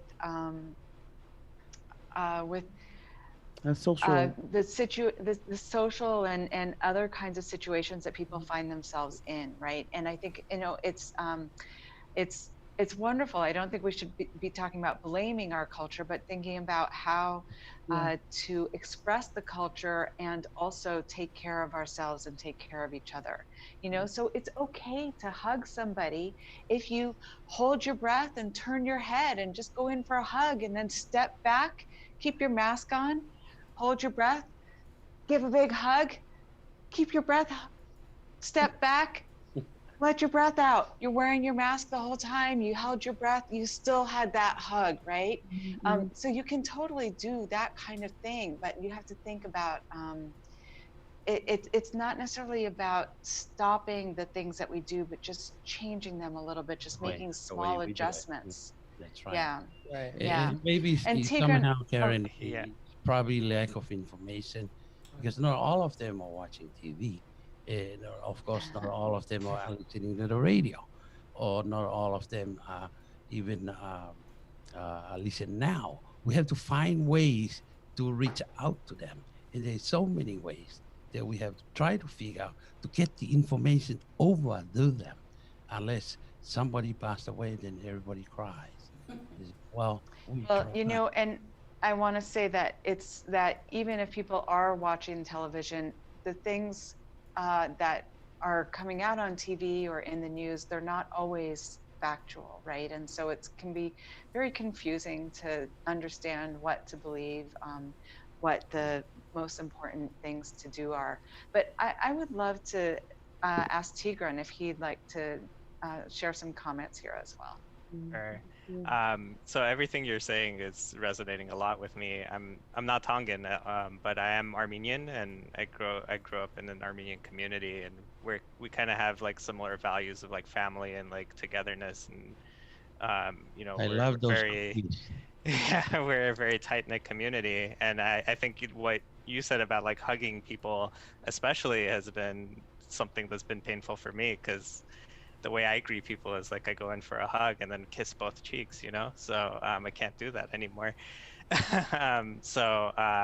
It's been interesting in our community as well. We are trying to find other ways of interacting with each other and spreading that message, because I think even there's issues with language barriers and things like that, where we can't really communicate the message to these to in my case, the Armenian community. I mean, I've been fortunate enough to pass messages through my family, and hope it spreads through word of mouth. But but yeah, I think it's, as Karen said, we don't need to give up on our culture and give up on these social connections that are so important to us, but find ways to express ourselves differently.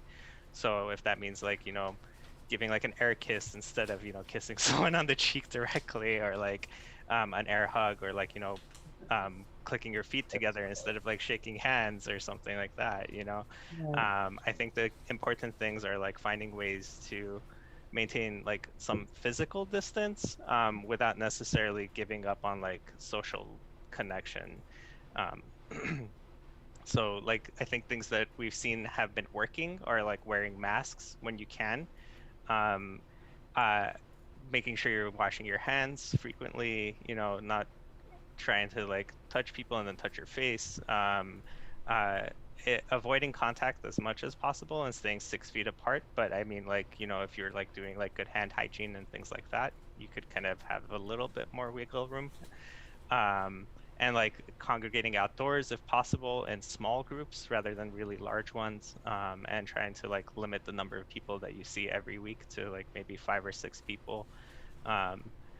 And that's been particularly hard for me, considering my big family and for my parents and other relatives. So that's true. And also, I want to add on, us islanders, we don't live just our just me, myself, and my wife and kids. The way we live, you have to time 5, time 7 that amount of people, and all it takes for one person to get the coronavirus, then the rest will get sick. It's just a way. I don't want to say something to do with our culture, but in a sense, it does to a certain degree. Like, for example, our funeral services, or something to do with even the wedding, but they don't do that like they supposed to do. But the funeral, at least everybody wants to show up and show their respect, and it's kind of hard for them to stay away. But within the law now and rules, depending on state to state, I think that's what helped restrict them, or restrict the being able to attend all this funeral thing.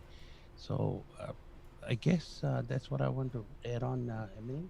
Yeah, Emily, kataki ko ko le tu ke ki i fatonga I mai ko nga ke an fata pe mo lava o ma le le he kai nga tau a fanga famata la ko le tu ko tu.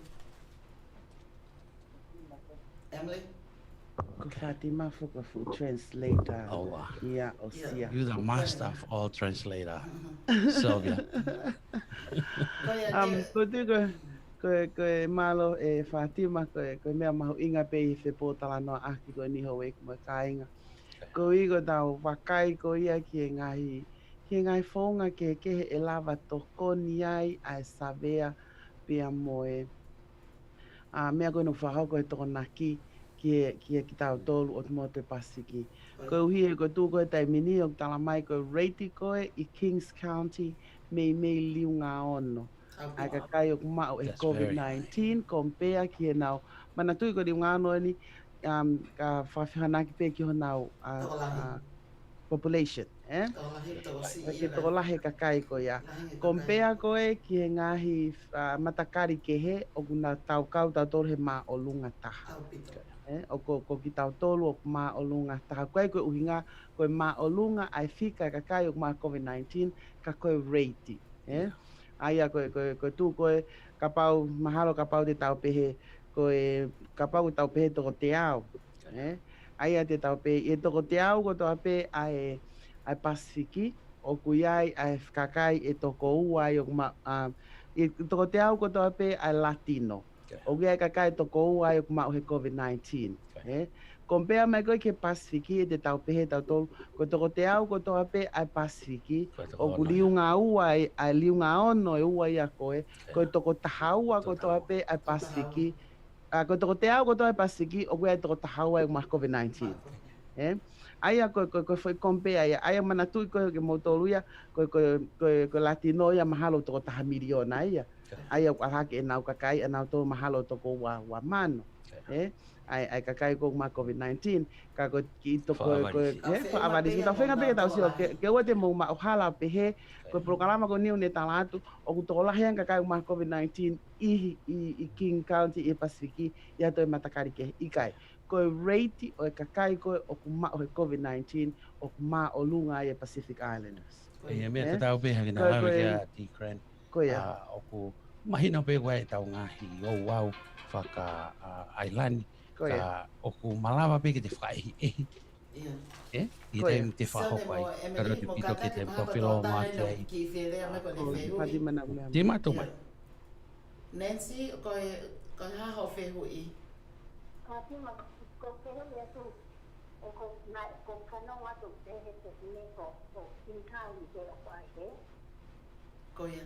Oh, the question is it just King County only that doing the antibody testing now,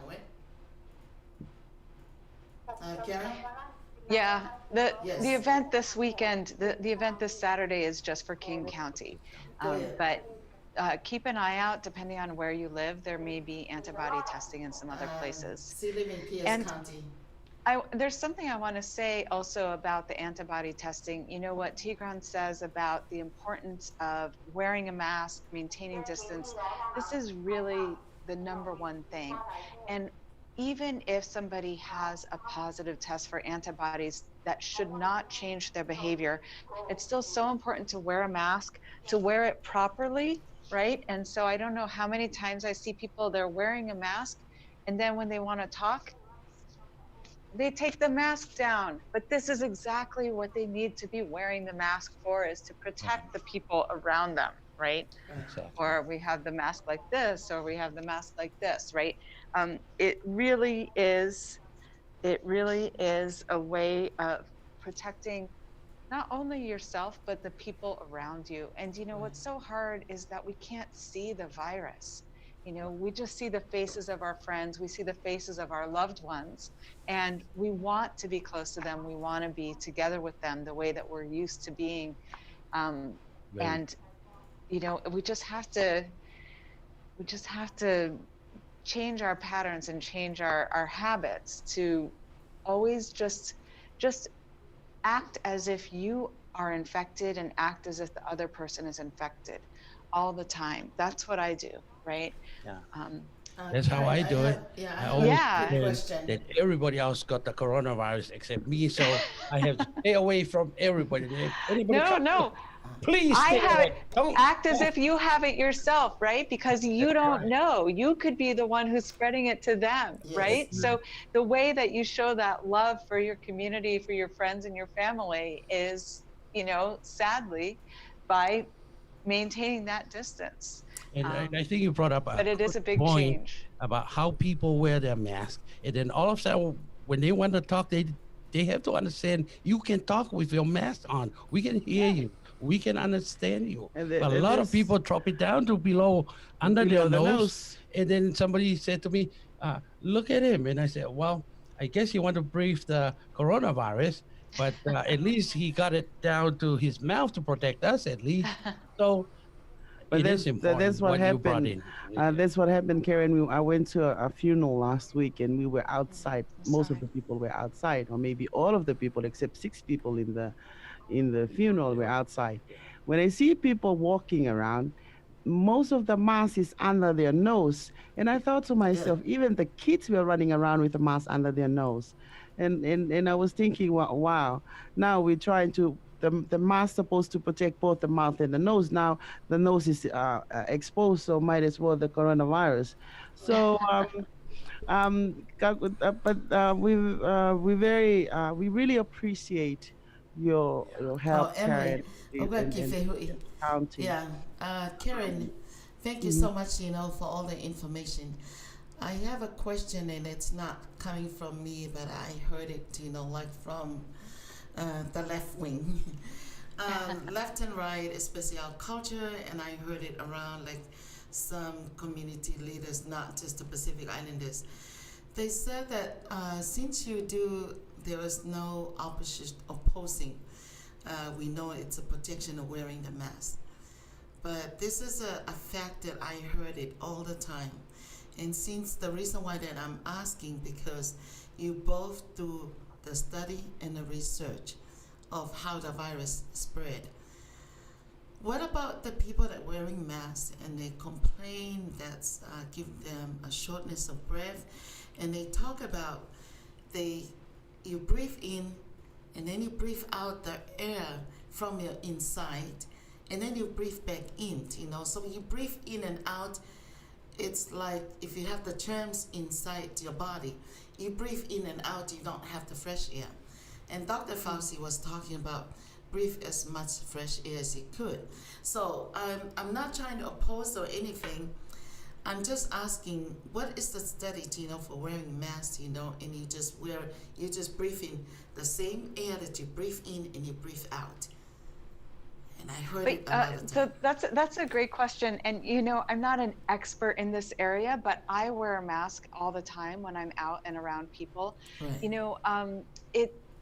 You are really getting an exchange of air, right? It might not taste or smell as fresh because the mask is stopping some of the air from your mouth, but you are getting enough oxygen. You're getting a full exchange of air. So, the important thing about the mask is that in a study, if you were not wearing a mask, you had a 17% risk of getting infected. But if you were wearing a mask, it was only 3%. So that is like a 5.5 times protection, right? You are 5.5 times more protected when you're wearing a mask than if you're not, right? So if you're outside, if you're walking, you're more than 6 feet away from somebody, right?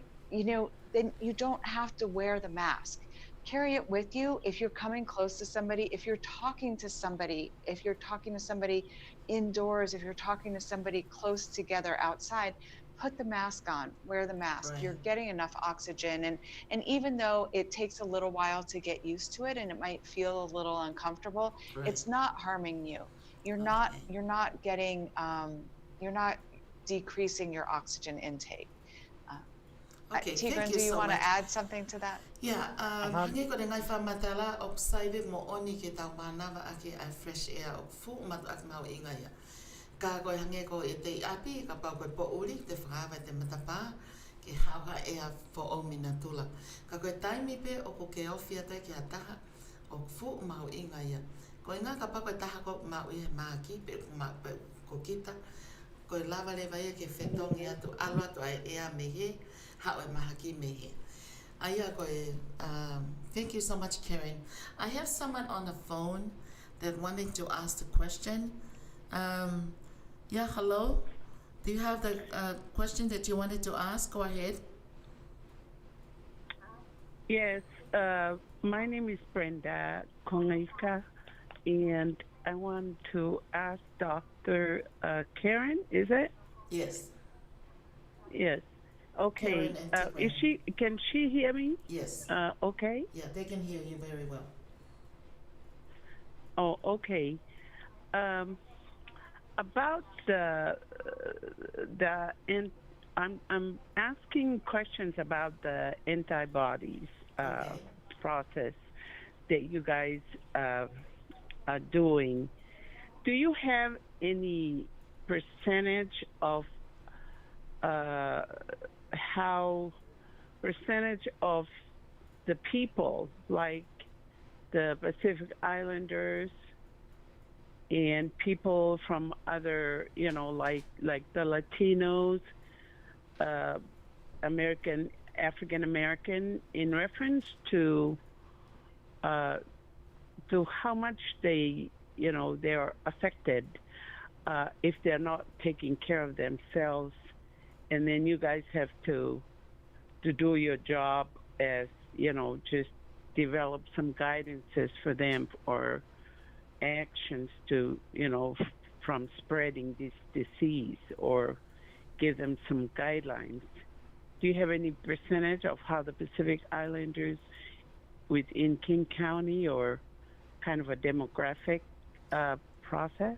Yeah, they can answer Yeah. it, but I think you missed that first part they were talking about it. Yeah, go ahead, Tigran and Karen. Sure. And so I want to also just say, Tigran, you should answer, but can you also point people to the dashboard where they can find these data for themselves? Maybe you can even share it on your screen. Sure. Yeah, so to answer kind of the first part of your question, so proportionately, like percentage-wise, the 20 like up until like August 23rd, 28% of our cases have been among the Hispanic and Latinx community, and 13% of our cases have been among the Black and African American community. 2.7%, or about 3% of our cases, are among Native Hawaiian and Pacific Islander residents of King County, which doesn't seem like a lot proportionately, but when you look at the whole King County population, Native Hawaiians and Pacific Islanders make up 1% of the population. So even though they make up 3% of the cases of coronavirus, that's still 3 times higher than the proportion of the overall population that they are. When we say that the rates are high, we're referring to the fact that, like, even though it's a small community, we're seeing a much higher proportion of our cases that are among the Native Hawaiian and Pacific Islander population than that they make up our population. I can, if I could share my screen, I can show you a couple of our dashboards where you could also track this information. You can share screen. Okay, let me do that. And while Tigran's pulling that up, I'll say that the numbers that he quoted for other groups are also extra high, right? Because the Black and African American community makes up about 6% of our population here in King County. Right. So we're seeing twice as many cases. The Hispanic and Latinx is about 10%, and they are also about 3 times as high, just like the Native Hawaiian Pacific Islander population. Right. And when you compare it to what we see in white residents, they make up 39% of our cases, but white residents of King County are 59% of our population. So a much smaller proportion of our cases are white compared to the proportion that are in our population. And I wanted to share 2 kind of dashboards with you. So if you go to kingcounty.gov/COVID-19, you can find a series of our data dashboards, which have a variety of information on them about kind of the pandemic as a whole. But the main ones that I wanted to highlight are our daily summary dashboard, which is updated every day, and our race ethnicity dashboard, which is updated on Mondays. So our daily dashboard really shows you like up-to-date information on the number of people who have been tested, the number of people who are positive, the number of hospitalizations that there have been, and the number of deaths that have been. And then if you go to the demographics tab, you can also see in all King County what the rates and the proportion of cases are by race, ethnicity, by age group, and by sex assigned at birth. And then you could also break it down using the drop-down menu up here by specific cities too. So if we wanted to look at, say, Seattle specifically, or at SeaTac specifically, we could look at the demographic breakdown in SeaTac, and we can see how it compares to the overall King County rates for those like demographic groups too. So for example, in SeaTac, there have been 9 cases among Native Hawaiians and Pacific Islanders. The rate is 605 per 100,000. and this is lower than the overall King County population. Yeah, that But sounds Tigran, that sounds interesting. Anyways, if I could, if you don't mind, if I add in, not add, but ask you another question on top of that, is that okay? Sure. Okay, so with that in mind, and you know, it's kind of confusing. With everything is kind of a turnover with a new term of antibodies. You know, all these testings and who qualifies for it and who doesn't. Right there, I want to know. If you're not qualified to be tested, what kind of stats medically that you have to be in? Like, if I bring someone and not knowing that she had been suffering from coughing and sniffing, and you know, and with me knowing that and not asking that question, and I'm bringing her to the testing spot, are we both qualified to take the test, or just the one that is healthy? Like, you test me and I'm healthy, and you won't, who between the two of us, who would you take to take the antibody test? Everybody. That's my question. Everybody. Oh, for the antibody test, we're taking everybody. And for the test to see who is currently infected, there are several places in King County that you can go and get a free test. You don't have to have symptoms. They'll test anybody. So those test sites are also listed on the King County website. Thank you so much, Karen. I just want to make sure before I translate that in Tongan. So everybody, regardless if you have insurance or you're an immigrant or whatever, if you don't have any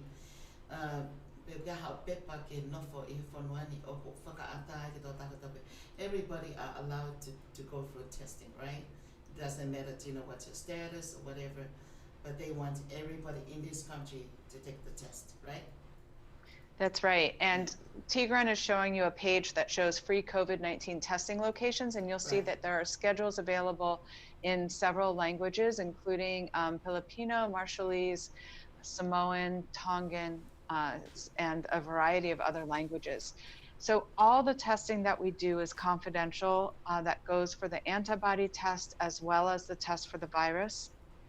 And yeah, we're looking forward to seeing people who live in King County at CTAC on Saturday, anytime between 10 in the morning and 5 in the afternoon. Yeah, this coming Saturday, kosi ahuahiva, aiko to nakia weekendi.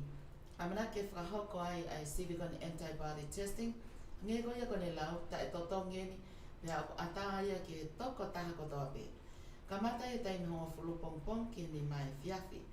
Aya o kai ko e sim ko ni heu o fa heu ko ki foi swap ko ho ihu ko ni o poke pe ho ki foi finger ange pe ko fa si bisuka pe os pe ko pa na swap may take up to aho ta haval ke ahwano ai ko lava e ke u pe na tok fe tu ta ki mai leva pe ko atleva me ki me o fa ai ko ki pa ngai wano pe mana tu ko correct ko ni ko nga pe ko na nga we ko na fe ma o ke ma o fika to no ko ya ka ki na tolu na ma o ki na tolu ya e covid hiva hangi pe ko au ka pa na ma e covid hiva te to ka algo no sivi pe o ilo ile vai ka pa na e ka ja nga ilo e ka na ngo i pe ko ngo i puke ka kai fa ke o ala si o a pe ki time na te alo ko sivi ko ya i drive through e covid hiva ko te o si sai ki ta ya pe ta mai o negative te ya aya ko sive no fu mata af mau inga te ilo le vai ai malo hi ko ya o sino o to ta ko to ape ya lava reva ke te tau i mai mahaki tai mo hoko me. So just the same thing, you know, asking for the COVID-19 test. No, this is not the same. This is the antibody testing to see if you were infected before. So if you have any final, we're coming down to the conclusion of our program, the antibody testing, inviting everybody to come through this coming Saturday, Agos Ahuahiva.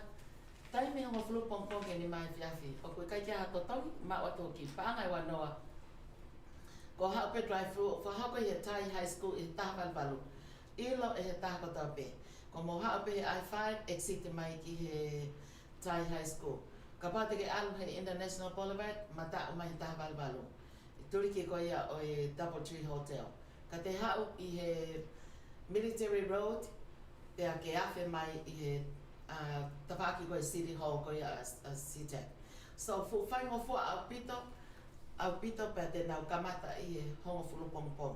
Pa koe a ka pau whai mao haka I just want to say thank you very, very much, Karen and Tigran, for the information.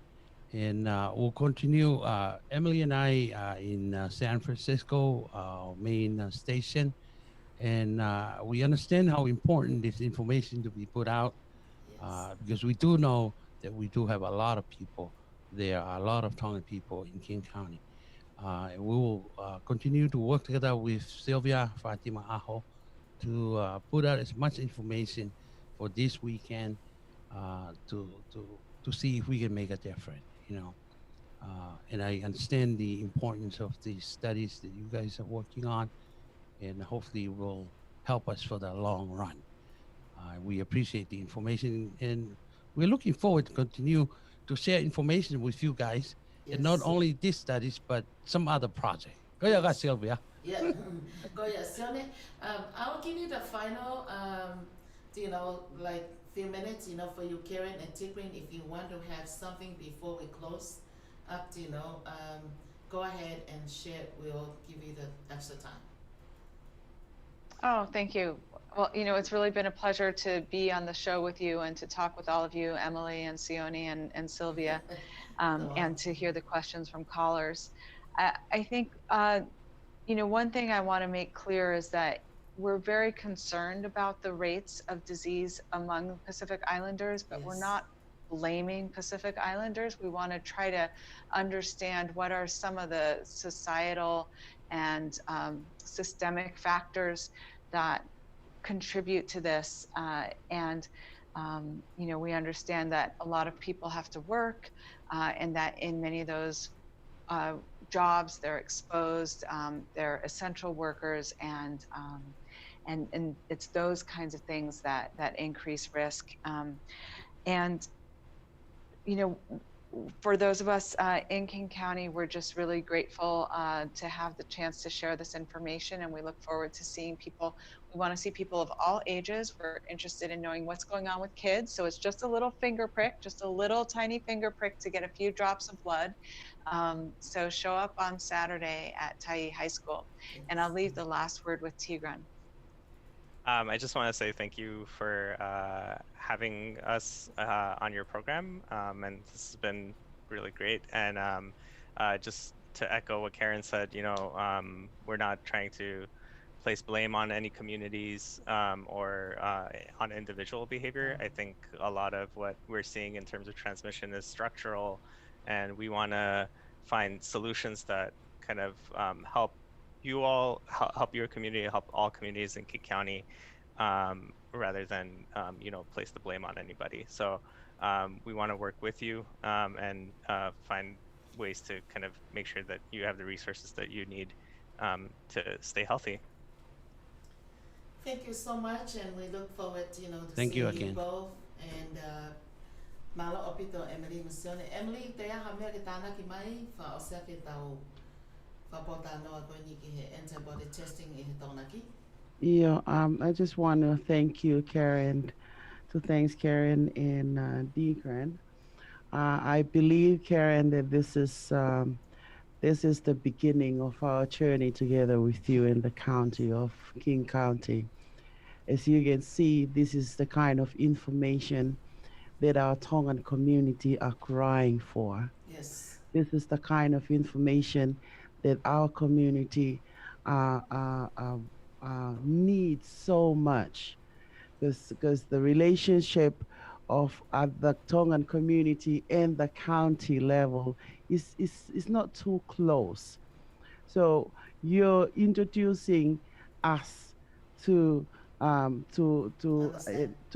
engagement process that we really need, and we hope and pray that this is the beginning of our journey a little bit closer to you guys, so we know and you provide us with all the knowledge that we need in order to be healthy in King County. So I know. please After all, also Karen, caring is sharing, right? so we would like to see more of this kind of programs from the county in health perspective, in economic perspective, in every other issue, so that our community will feel a little bit more secure under the county of Kings County. Thank you very much for introducing us, and we will definitely call for you anytime that we need some program like this. And of course, you know us, and this is one of the way down to our community that you can channel any information from your county to the people of Tonga in Seattle, Washington. Not only that, but I believe every other Tongans, because not only the people of Seattle, Tongan community in Seattle listening to this program, but as well as every other counties that have Tongan people in the U.S. So we all benefit from this program, and we wish to continue working with you in the future. Thank you, Karen, and Thank you, guys. Draken. And also thank you, Fatima. Sylvia, Thank you, Fatima. Fatima. Thank you so much. Yeah, making you're this welcome. happen. Thank you so much, Karen, and also Thank Tigrin, you. and Thanks. we're looking forward. And next time I'm gonna invite you, so we're gonna stay healthy, so we can sit underneath the coconut tree here and breathe the breeze from the ocean. Maybe we'll Yeah. have a vacation And even someday come over after here. this Corona thing. Right from Tonga and the white sand beaches, and we can all be fresh and no COVID-19. Yeah. Okay, so Till then. again, I wanted to make Thanks. a quick announcement to everyone. Everybody are welcome to come. It doesn't matter where you are, which county, which part of the state, all are welcome to come. If you're able to drive, come. And this is the best thing, you can find out how strong your body, or if you've been affected before, so you can be more cautious. The taking a tai, e tokoni lahi ni kia te koe, ki ka uta koe nei osi, ma o hosino o e COVID tahiwa. Koe aho tōna ki ia, te whamanatu atu. Aho tōna ki, ko ia o wikeni. Kamata me taimi ho whulu pongpong ki ni mai whiawhi i he Tai High School i he taha walwalu. Toa sila, Wha South 188. I will post it on the website. Wha South 188 Street, so everybody could see that. Tai High School. It's very easy to in and out, access to the I-5, and also anywhere, east, west, north, and south. Tai High School. Thank you so much, Karen and Tigrin. And this is the best great information to share with our community. Help us. Okay. Thank you. Thank you. Bye, everyone. Thank you. Malo in Tonga, it's say thank you. Malo. Malo ko lava ia e tau konga ulo aki, pe ako tau whewhia, tau kawhata manawa. I'm gonna play this song here, to just say goodbye to you. This song here, it's to say Tamatonga. Tamatonga, it's like, it's just a song, it just tells you welcome.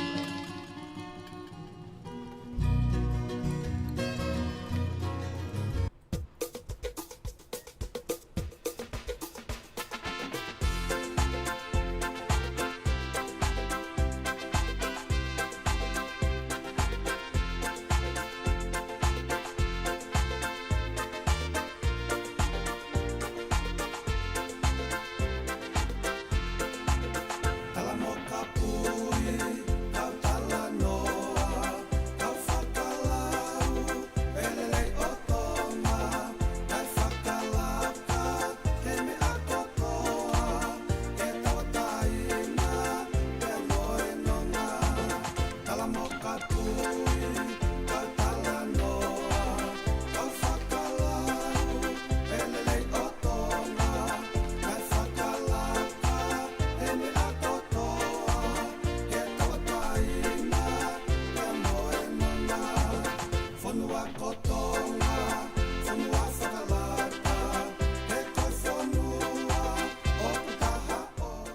whanua whakalata pia tonga iai.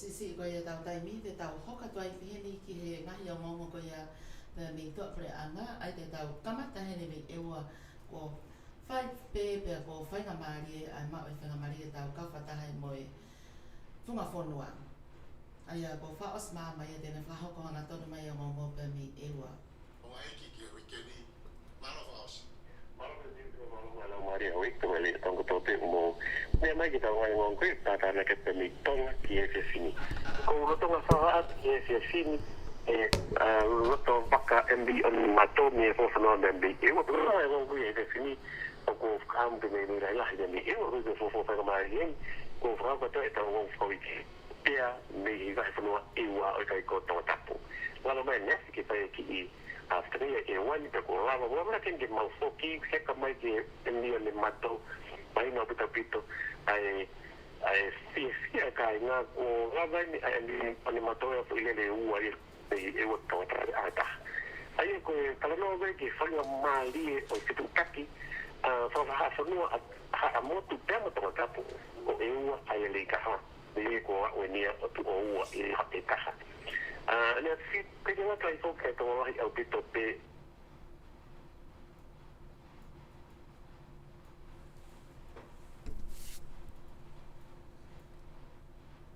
au whapare more peo ki i motukia mai e laine pa mei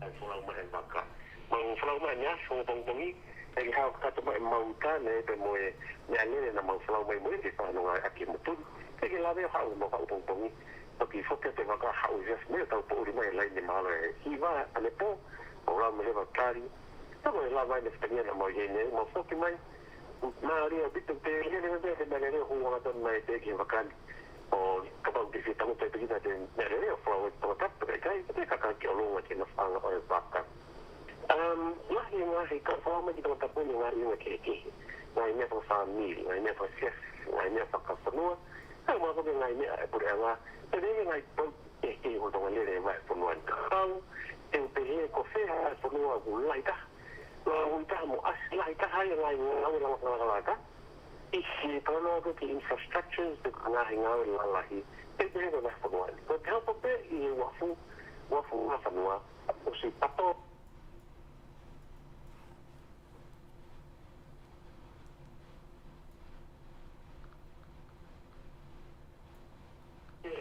mala dengan ngau tai i ka usi wala engineer i se wa fu ono ngai ko ngai mau na ho ko mi matani sai ko de te posi e ho ki five star construction no ngau me to me ka pa ko ga fa de telefono nga e ka ka de pe ki olunga e de tanu hala ano ko ni ki fa tam tam ati te ya tanu hala fa sanga fa fa ko te ni se nge ko no ala fa ko va fa wan yende ni ngai hala e pe he fo ki te poki ki ngai langa toko ni ngai whare ngai whambili ni ngai matangi cyclone go me kita o me ki matangi whamui mui o pāpua pua ke kakaiolo I e wani mahalo ke whare nima I ngai whare langa tokoni ni kone ku whakahoko e preanga o tonga lere pe I taimeta ngai grup ke nima ngai whare ko e ni u soas oskotote e kai ko ia pe foki toki osi hono Vake Tali plus whakatu I mono punga hala ke ngai hala ke e ke lava o alui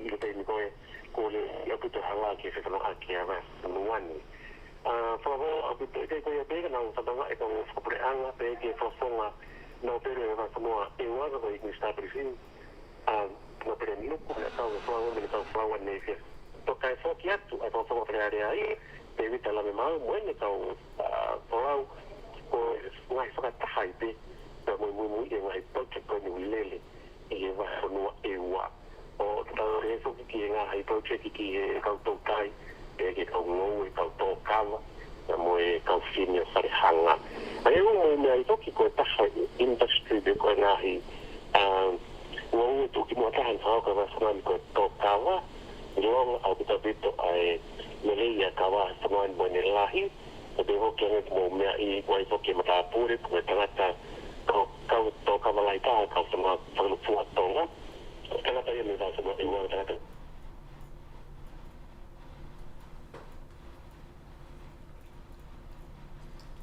Mo whamare more behe ki tōtō motu ki ato ai o ngongo, koe anga ia e hao me he whunga whāua koe motu ki a behe I he ea. Mana tu kiua. Mana tu kiua ta sai koe se tatalahi e se sui ko tina tatai nā tonga.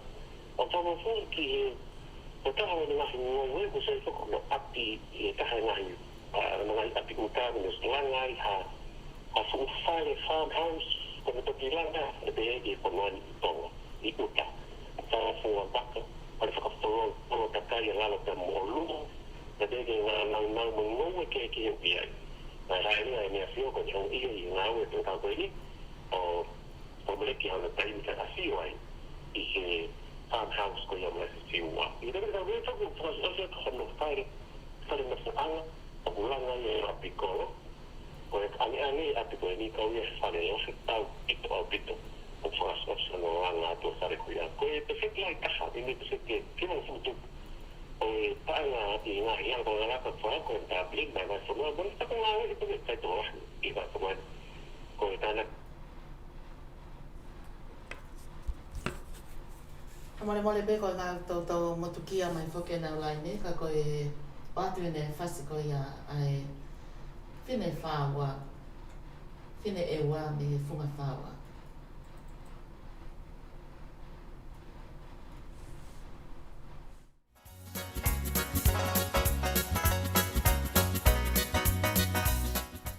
Ka taki be kāinga e ua I he motu ki atu a mō ngongo.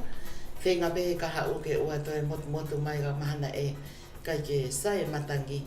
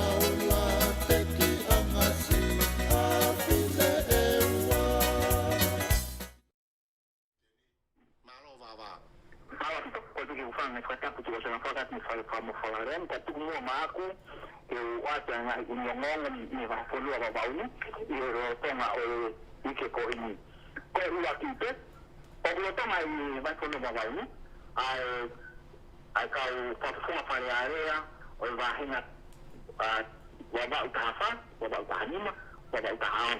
Aku saya piuka, ia nak tahap, asami kita berpuluh, ia nak tahma, dan aku secara gula ia nak tahun no.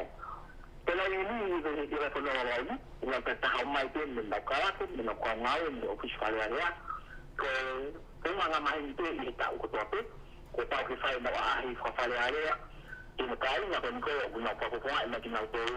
Ina talano mo kai na te kawaki ya mo na firma unigiri ya na tukang kia ai kakai o wa fonua una fa fonga ya tu i ro tonga ko ni ai to ko mo ai ai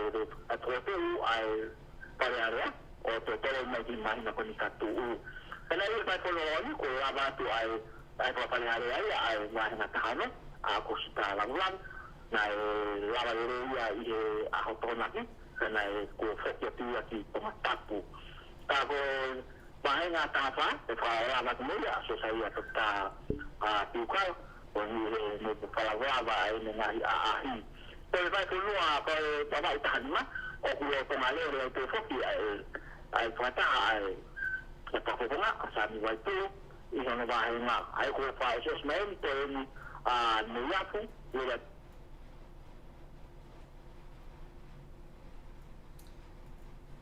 Ko ia whamare pe kai ke sai ai hiki mai koe ngai o ngoko ka te o atu ene tau whasi koe ni ki wawa o pe te tau toki hoko atu.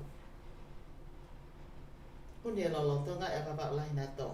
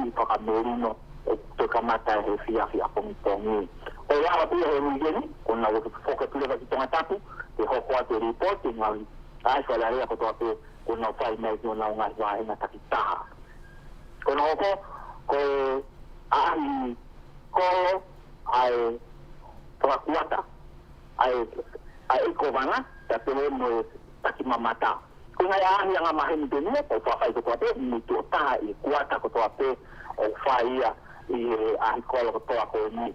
Pea ko ahi kola ni i kota septema o ku whaasio. Ai ko muko a montena kamata mai mi vai rifo. Pea lere mai he aho tu hito na lere mai ia i mahe hate. Pea ko ahoni o ku lere mai ia i mahenga ni lafu. Kawa kia pangai motu, uturei, utungake pea mo tali hau. Kapungpongi era, kina ulava tura nau tau ki wahe motu, pea na maia iwa o lere turumosi ki whalaite o wikendi. O whanganga ki o wikendi te, ai proklama ko ni ahi kolo ko ni. Nā ngā me tūru whoki e kau mai ni kati mamatapa ni tonga tapu, nā makau i ahi ko e ni. Toi ahi ko ni, o ku taki pia i kolana, e wahe whanua. Nā e wala pia me whakofonga whalearea wahe ngā tahani mako i ngā kono wārenga. Nā nau whakahoko ai ahi ko ni i aho ni. Ngā wala pite kakai te wahe whanua, kakai te rito hangi ko ni iafu, ai maa me whakafofa, ai ngā i kolo, i tauhi kakai ko ngā koe ahi kolo ko ni. Ko ni ala pe ai mahina kwenpo septiema e ai kolo ko ni, e tai le vai ai kolo, o toki hoka ti re kuata ti se maa. Umi me pio paa pe ahi kolo, i he tau kotoa pe whakakuata o ngā te wāwā o whimai ki maa mutakanga i te kakai ai ngāhi kolo i ai kolo ni. Se whia pita kakai e ngāhi vai whanua, whahai te ngāi whiwhia e ngāi ngāi te ite, ngāi whai te ngāi api. Kai ki ngā kate ngāi atu ngāi taui, ko ai ngāi atu kuri ati, ko whanau ngāi te ngāi tau ki mui, ko ngā wā atu ai ngāi te te mātunga ngāi whiwhia, e ki polo ka lama ko e mui. Koi ka be, koi paupare ma pe taha ngāhi ai kolo ko ni, o whangapuaka, ai ko mea te tahu ni hanga te i whakapare mai, ai kolo ni ko te whangataka ai whangapuaka. Pea ko rua pena e suke ai kolo ko ni mea ko ngai uhala, ai ni toka maa au pito ngai wapi ngau te teu, ka koe mau mau, ko tai mu hoko mai au ki halapureanga, o kui kai ke whiunga ai halapureanga, o te teu a takai ka tāwhai koe ki hona wapi. Pātu hana ne te atai mua kuonga, ko whaafoopa ai halapureanga, ka te whaafoopa i te pea moe ngai te teu ai kainga, o whai mai i o nau ngai kolo takitaha. Kono ko pene ala mai te mitonga tapu i he siasi whapente kosi, Assembly of God, ai sekretai lahi o siasi ka te he ki he taripanga lahi a siasi, ai se lahi ko siale finau ka te he ki taripanga o Timo Kama, me tonga tapu o kongai e na ahi whakatau mai ki he wahe whanua wawa uni. Pe ai te ni, na whawhai mai te ia e te taipanga, ta whautu hana ko taki ko pa o siasi a pai seniko, ko ni tente api ka koe hoko ai lokai ngoni o ku tainga te tangata i Palestini a siasi i Amerika, ka ko tūre kai ko tai munina e ala mai ai a sientai lai, kai mata kai tanga lai. Ko kai o pepo kena ieni, ko mai te papapau mo a tikai mo whakai a tina whapanga o kia e ngā siasi e sasa pene kosi i vai whuna wawauni, te o kumau pe e amo whainga maari ai mea kotoa pe. Nā e rāwa te ai ngahi ai mwai e ngai panga ai siasi i weekend, nā na whanonga toi te i maui i hokoko atu e nā whanonga, i le ngai siasi i panga i apai, ka hokoko toi te ki tonga tapu.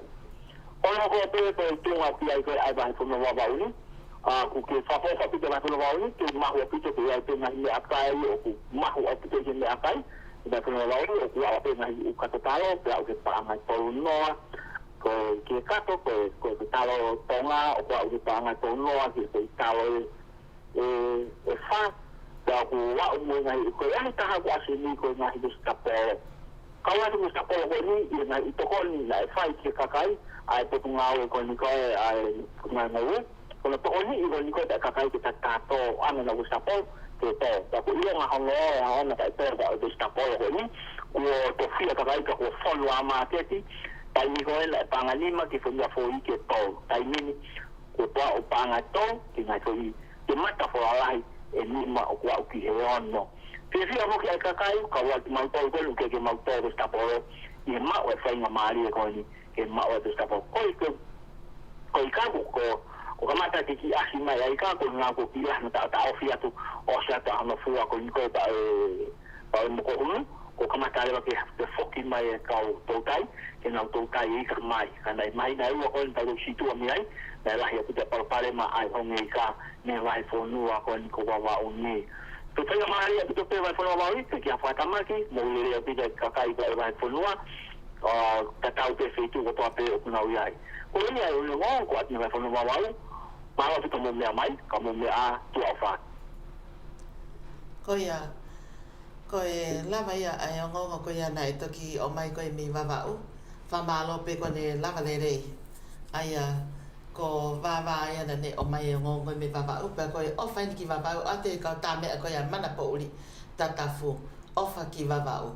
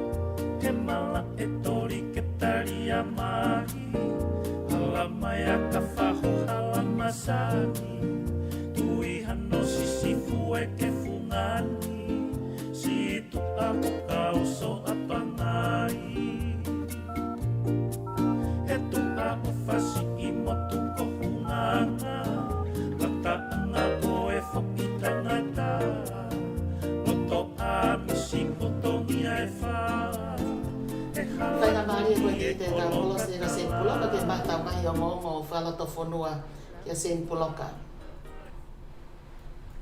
malo seini ia fa hoko mai ia kai ngongo CPN o ku to atu he fini ai ko me o atu gen me Seattle Washington America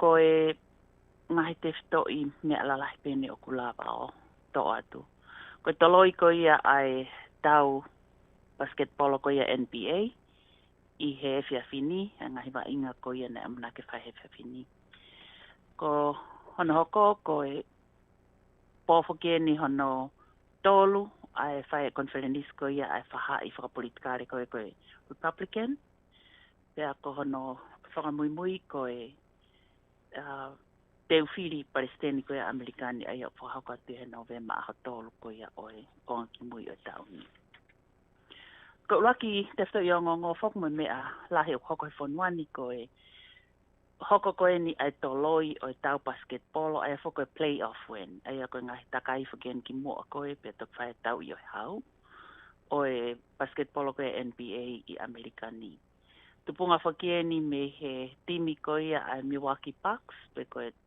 basketball ko me state ko ia ai ko e Milwaukee he ko uhi ko nau ta fie mari ke me a ko ni hoko atu ai pe ko e fana ko ni he ka polisi ai kakai uri ka hiri ko ya fok ma o ngene kai kia ha me a fana pa ko me a ka tau weapon ya nau tolu ka ku ke hoko te fok e fanga fahinga whakatamaki a ko ia o hoko ai whaka e mo wewe ulahi pe mangahi mau I he phone one I he ngahi state ke he pe I American ai a foko e whiawhinina e totonu ke tāwai ai timi koe ni a Milwaukee, pia mo e timi Florida, ko ia koe Magic, kana kai ke lava e, na kai ke huma e timi a koe Niki Tua, ko os mau ke whai e kamata vainga, kana kai pe ke hao e timi a koe Niki Tua, pia toko mai pe ai ongo, me a kinau tolu a timi hono whakakatoa. Me he kau vainga, kai pe he ke kau whai ako, mo kau pou ku nau loto taha pe e whakahaa ki nau loto mamahi koe a koe ki hoko atu pe e whahinga to onga koe ni hono whana e kau uri he kau polisi ko iai he kai te nau e kai ke whakahoko pe kai ke nau omi nau tau ki toa ke whae whainga ko tupunga whake ni me he sapate koe ko osi na hangai he kau polisi o kolo ko ia a koe ki kolo si i pe ia i heni i he Milwaukee ko Conesia na hangai kau polisi o whanai a tangata uri aia na e tangata koe nina e kau atu ia i he puke ai ngo mātua na fu na ke whakovi pea koe telefoni atu koe ke hao kau polisi ia o hoko ai whakatamaki koe ni aia koe te uhuan e tamaki ne mea lere wai ni kau reka toko tolu i he ne mea lere pea mohono fusi mai kau polisi o whanai aia ko pehe ko i whana koe fitu pe walu aia ko whana ko toko ni i hono tua pea ku awe atu ai ki whare mahaki pa koe ngongo me ai pehe mahalo pe o mamatea e konga ki lalo hono sino kai hoko foki ai ate u mau ke heia ko hi te hoko tai pe foki ala ka ha tau te fitu pe foki ka uri kau pe ai ngai matakari ke o kau ai pe foki ma kau palang ai nau pe he o ku tai poto pa ku fu tangata alahia o ku ke hoko atu ko hia ko u fana ko ne ka polisi o fai ke kakai uri aia o ku ko me ia tu ke ai e tai mini pe pere va pe foki pe moe ngahi timi basketball ke he hange ko LeBron James pe me he tau ko na reika na unga foki na tau mo na tau le hon ai ko reika na unga ke tau pa mo Portland mo timi Portland ko Trail Blazers pe he foki pe ne ton ke tau a Houston pe mo Oklahoma City Thunder ai o sanga le va pe he ka ta ko ni NBA o kanseri mai ko toa o whakatatari kai wakaya nge PFF. E mahalo o ku waifo tutu ke te whae tau i ato plelulu, ka te kia ke aha no tutu uni ki ai. Koe ni ka hoko, koe pōni hono tolu, ai hoko atu ai konferenisi ko ia ai whahaifo politikare ko ai Republican, ai koe whahaifo keni o kau ke ai Palestine Trump, ai koe pōni hono tolu, ai koe pōni ko hono tau mua mea lahi e polo kalama ko hono whiri ko ia mo hono whakotuu ke ai tokon Palestini a Mike Pence ko i ke hoko ko e tokoni ki a Palestini Trump. Ko o sai foke e whakotuu o Palestini Trump ko i ke hoko ko e Palestini me he whahai ko e ni ka e tok whai foki e ne rea ana i he pō ko ia aku a whangatuku ai a konfenis ko ni e ko pō ko ia a pongpongi. Ko pō foki ane a whi na whai ang kaurea ke ho kau ai hoa ko ia a Palestini a Mrs. Trump ai a ko e whamatala pē foki ke ngai uhinga mo ngai mea tu ia ko ia ai hoa ai mari ko ia a Palestini tu ia ko i ko to taha toton taha pēni ke whai ke whiri ai whai ko ni ke whiri pē mo whakaloto i mai kakai whakaloto lahi mai ke kakai ke nau whiri ano hoa a Palestini Trump ke te hoko at foki hata oi wha kai ke ko e mea fokia ko e weekend nia ko wike ko e ko osina mau toksi to ki ai na fai fokia conference ta tau pe ai fokia conference ko ni fai fokia tau fa ai teu ai ngo whahai la lahi fokia ni ko e te mukalati he wike ko osi ka pe ke Republican he wike ni ai fokia ko osina nau whiri ai pe atari lere e toko ni Palestine ko ia ko malolo a Joe Biden ke ne hoko ko candidate ia me whahai ko ne te mukalati pe fotu ufok pe tali lere pe moe fefine ko ia senator ko fefine uri fa e intia ka tamai samaika ai foko uri ko Kamala Harris ke hoko ia ko tokon Palestine ki a Joe Biden ai hoko atai pe nau tata campaign ka ko si ko konferenisi a fa ko ia te mukalati ko weekend konferenisi ai Republican ko e hono hoko atu ko e ngahi area ka umai ngahi ta whi marie au whai i he phone one tau te whito ki he area ko ia whakapritkare o whikau aki pia mo e post office foki he amanako ne teu whiri ko e post office o ngā aki he toko lahi kawa state ko ni o mau iai Wasingatoni ko e mau ngahi whiri o whakawhonu pe form ori lai pepa o ave ki fitu ko la wai ko ai fili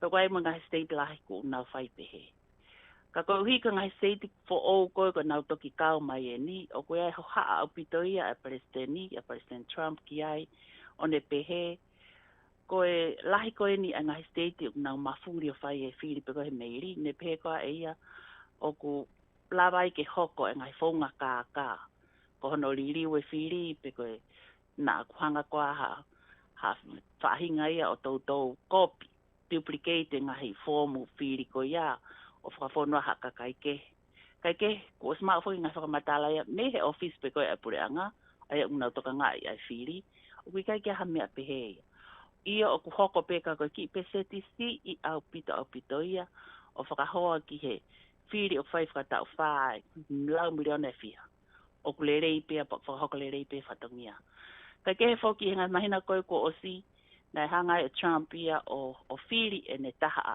ana o ave ki he ko ia ai head postmaster pe ko ia pure whakakatoa ko ia o post office ko ia o Amerikani ai perewa na hanga he tangata ko ni o whae ngai tutuuni ke whakasi isi o te whaha overtime o te toa ngahi misinia koe o ne hanga o lau e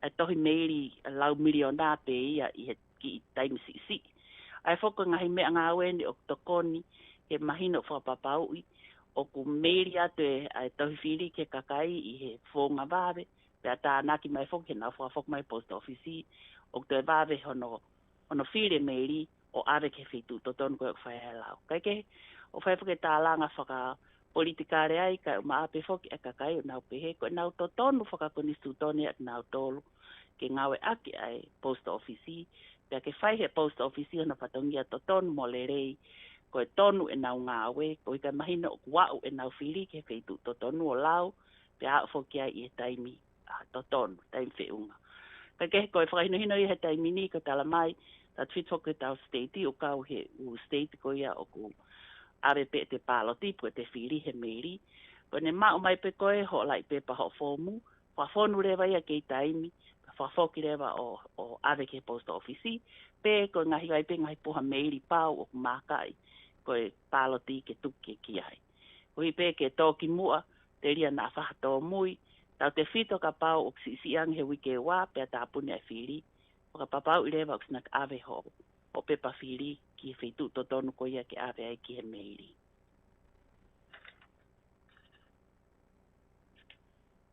Ko ngahi to lala he pe ia o klava vahe ati he whiawhini pa whaamu o kua o lelea tu pe a ngonga koe ni me ho mau koloni me Seattle, Washington ke ati ki motolo ta pe o klava mea mai. O mea. Malo o pito seini.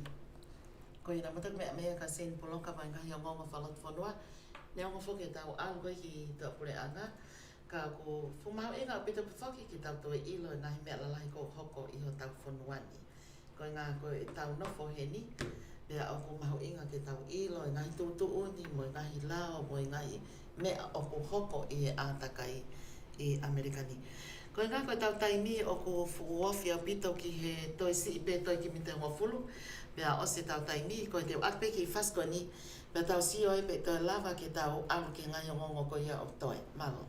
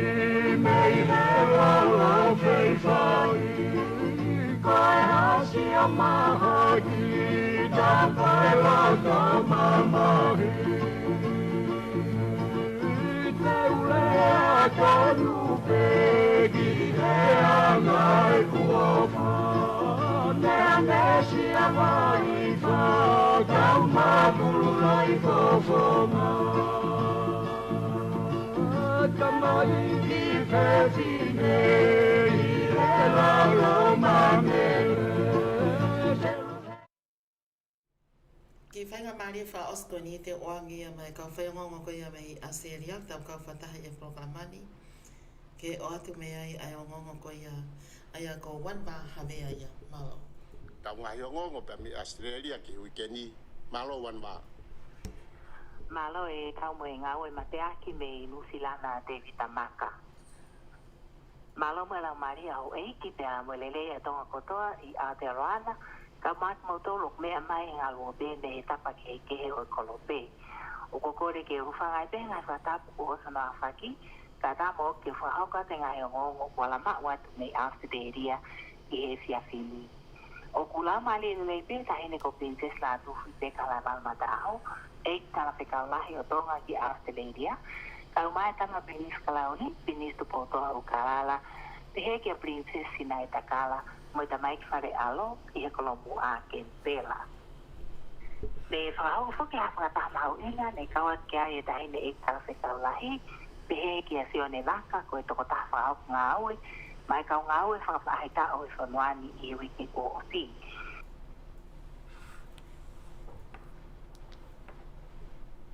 Ne kawat ke whakataha e kau ofisa me pot ngā aue ki muri, pot ngā aue ako, tau ke ngā aue, pembo ngā aue, pe he foki ki e kau tala whekau me ngai whanua pasi.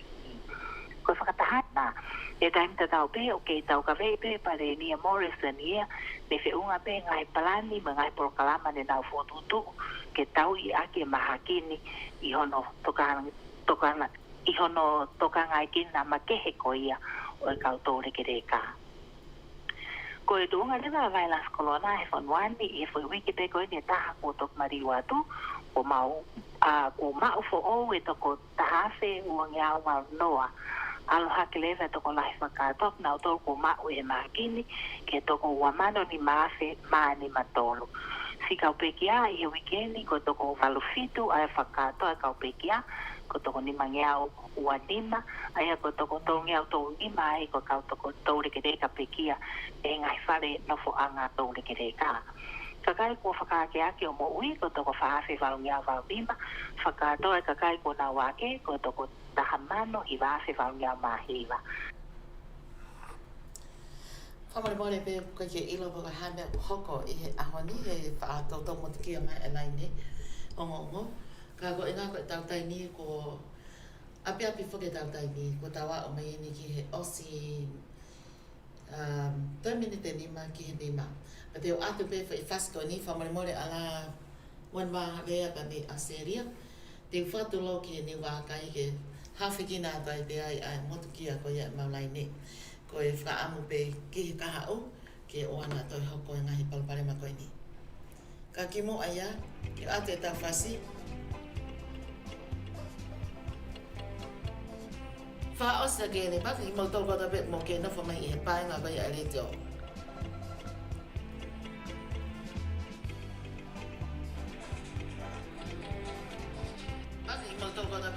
E whasi ko ni ate mai polisi. Mary Mele la tu tau lahi. Kua vai maka, malo apito mo kau mai. Kato kakala kawapalo. Kai pehe foki ki enti tapaira ki Hawaii. Malo apito mo kau mai. Pehe ki a Mary Mele la tu Louis. Fai whikau se sia poloka. Mo e ki mo toko ta pe sinta u ave ki Hawaii. Pe foki ki na toko ta pe mo i he paenga mo whamare more ke ki o lava whalau te lato mo i kwa. O tau whasi whaka osi e ni ke whatu lau ake ni wakai. Malo. Ni singi e vai, a te volo te mai.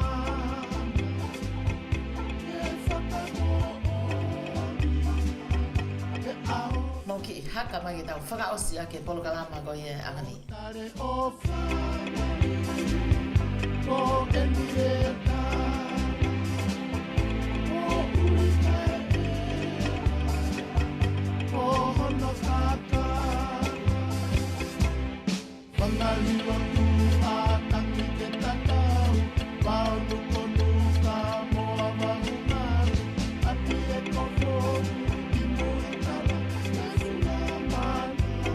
Ke tali ko au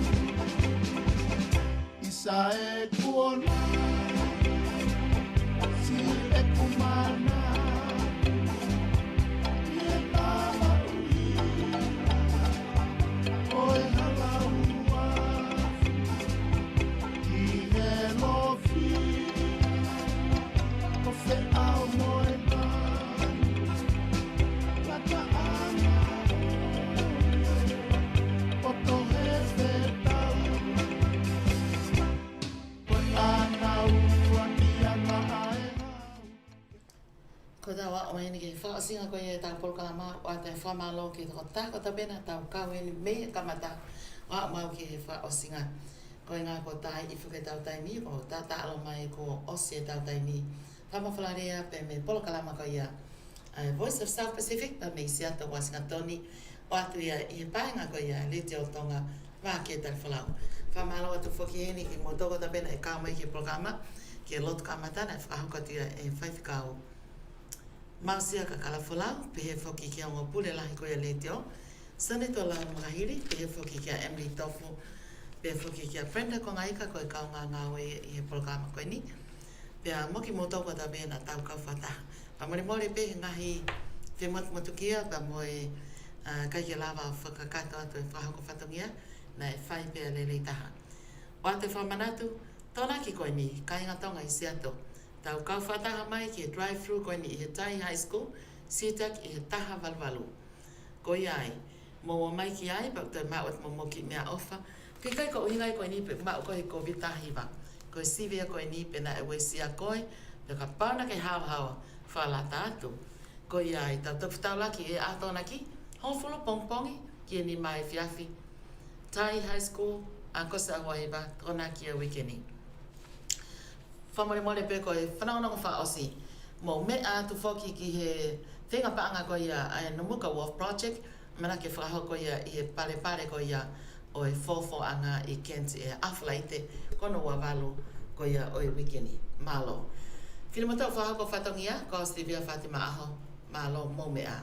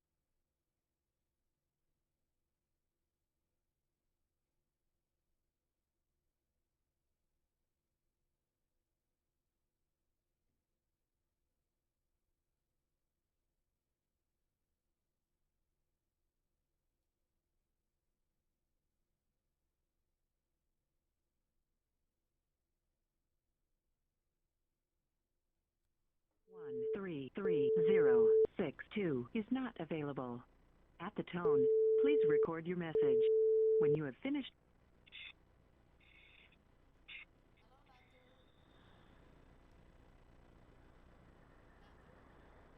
Hello? Hello? Hi Latu. Hi. Ke whanaka mai? Ia. Okay. Now anyway, koe ko tātu, koe ko wakaya tu pe, if you have some time on Saturday, you can come for 2 hours and I'll just pay you $20 an hour to Tai High School. It's me, Fatima. What is it, Fatima? Okay, hold on, it's too loud. Hello, Emily? Yeah, I already turned off the nice Cast. Yeah, I turn it off.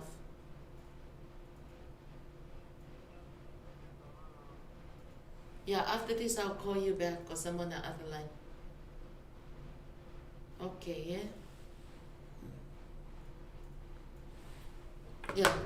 Latu, ko ai pe ke toko ni hangai pe ko ai fa tonu rea ko mai ka kai tonga ko ki na ila na tore me a ko ke me ko fra hino te pe.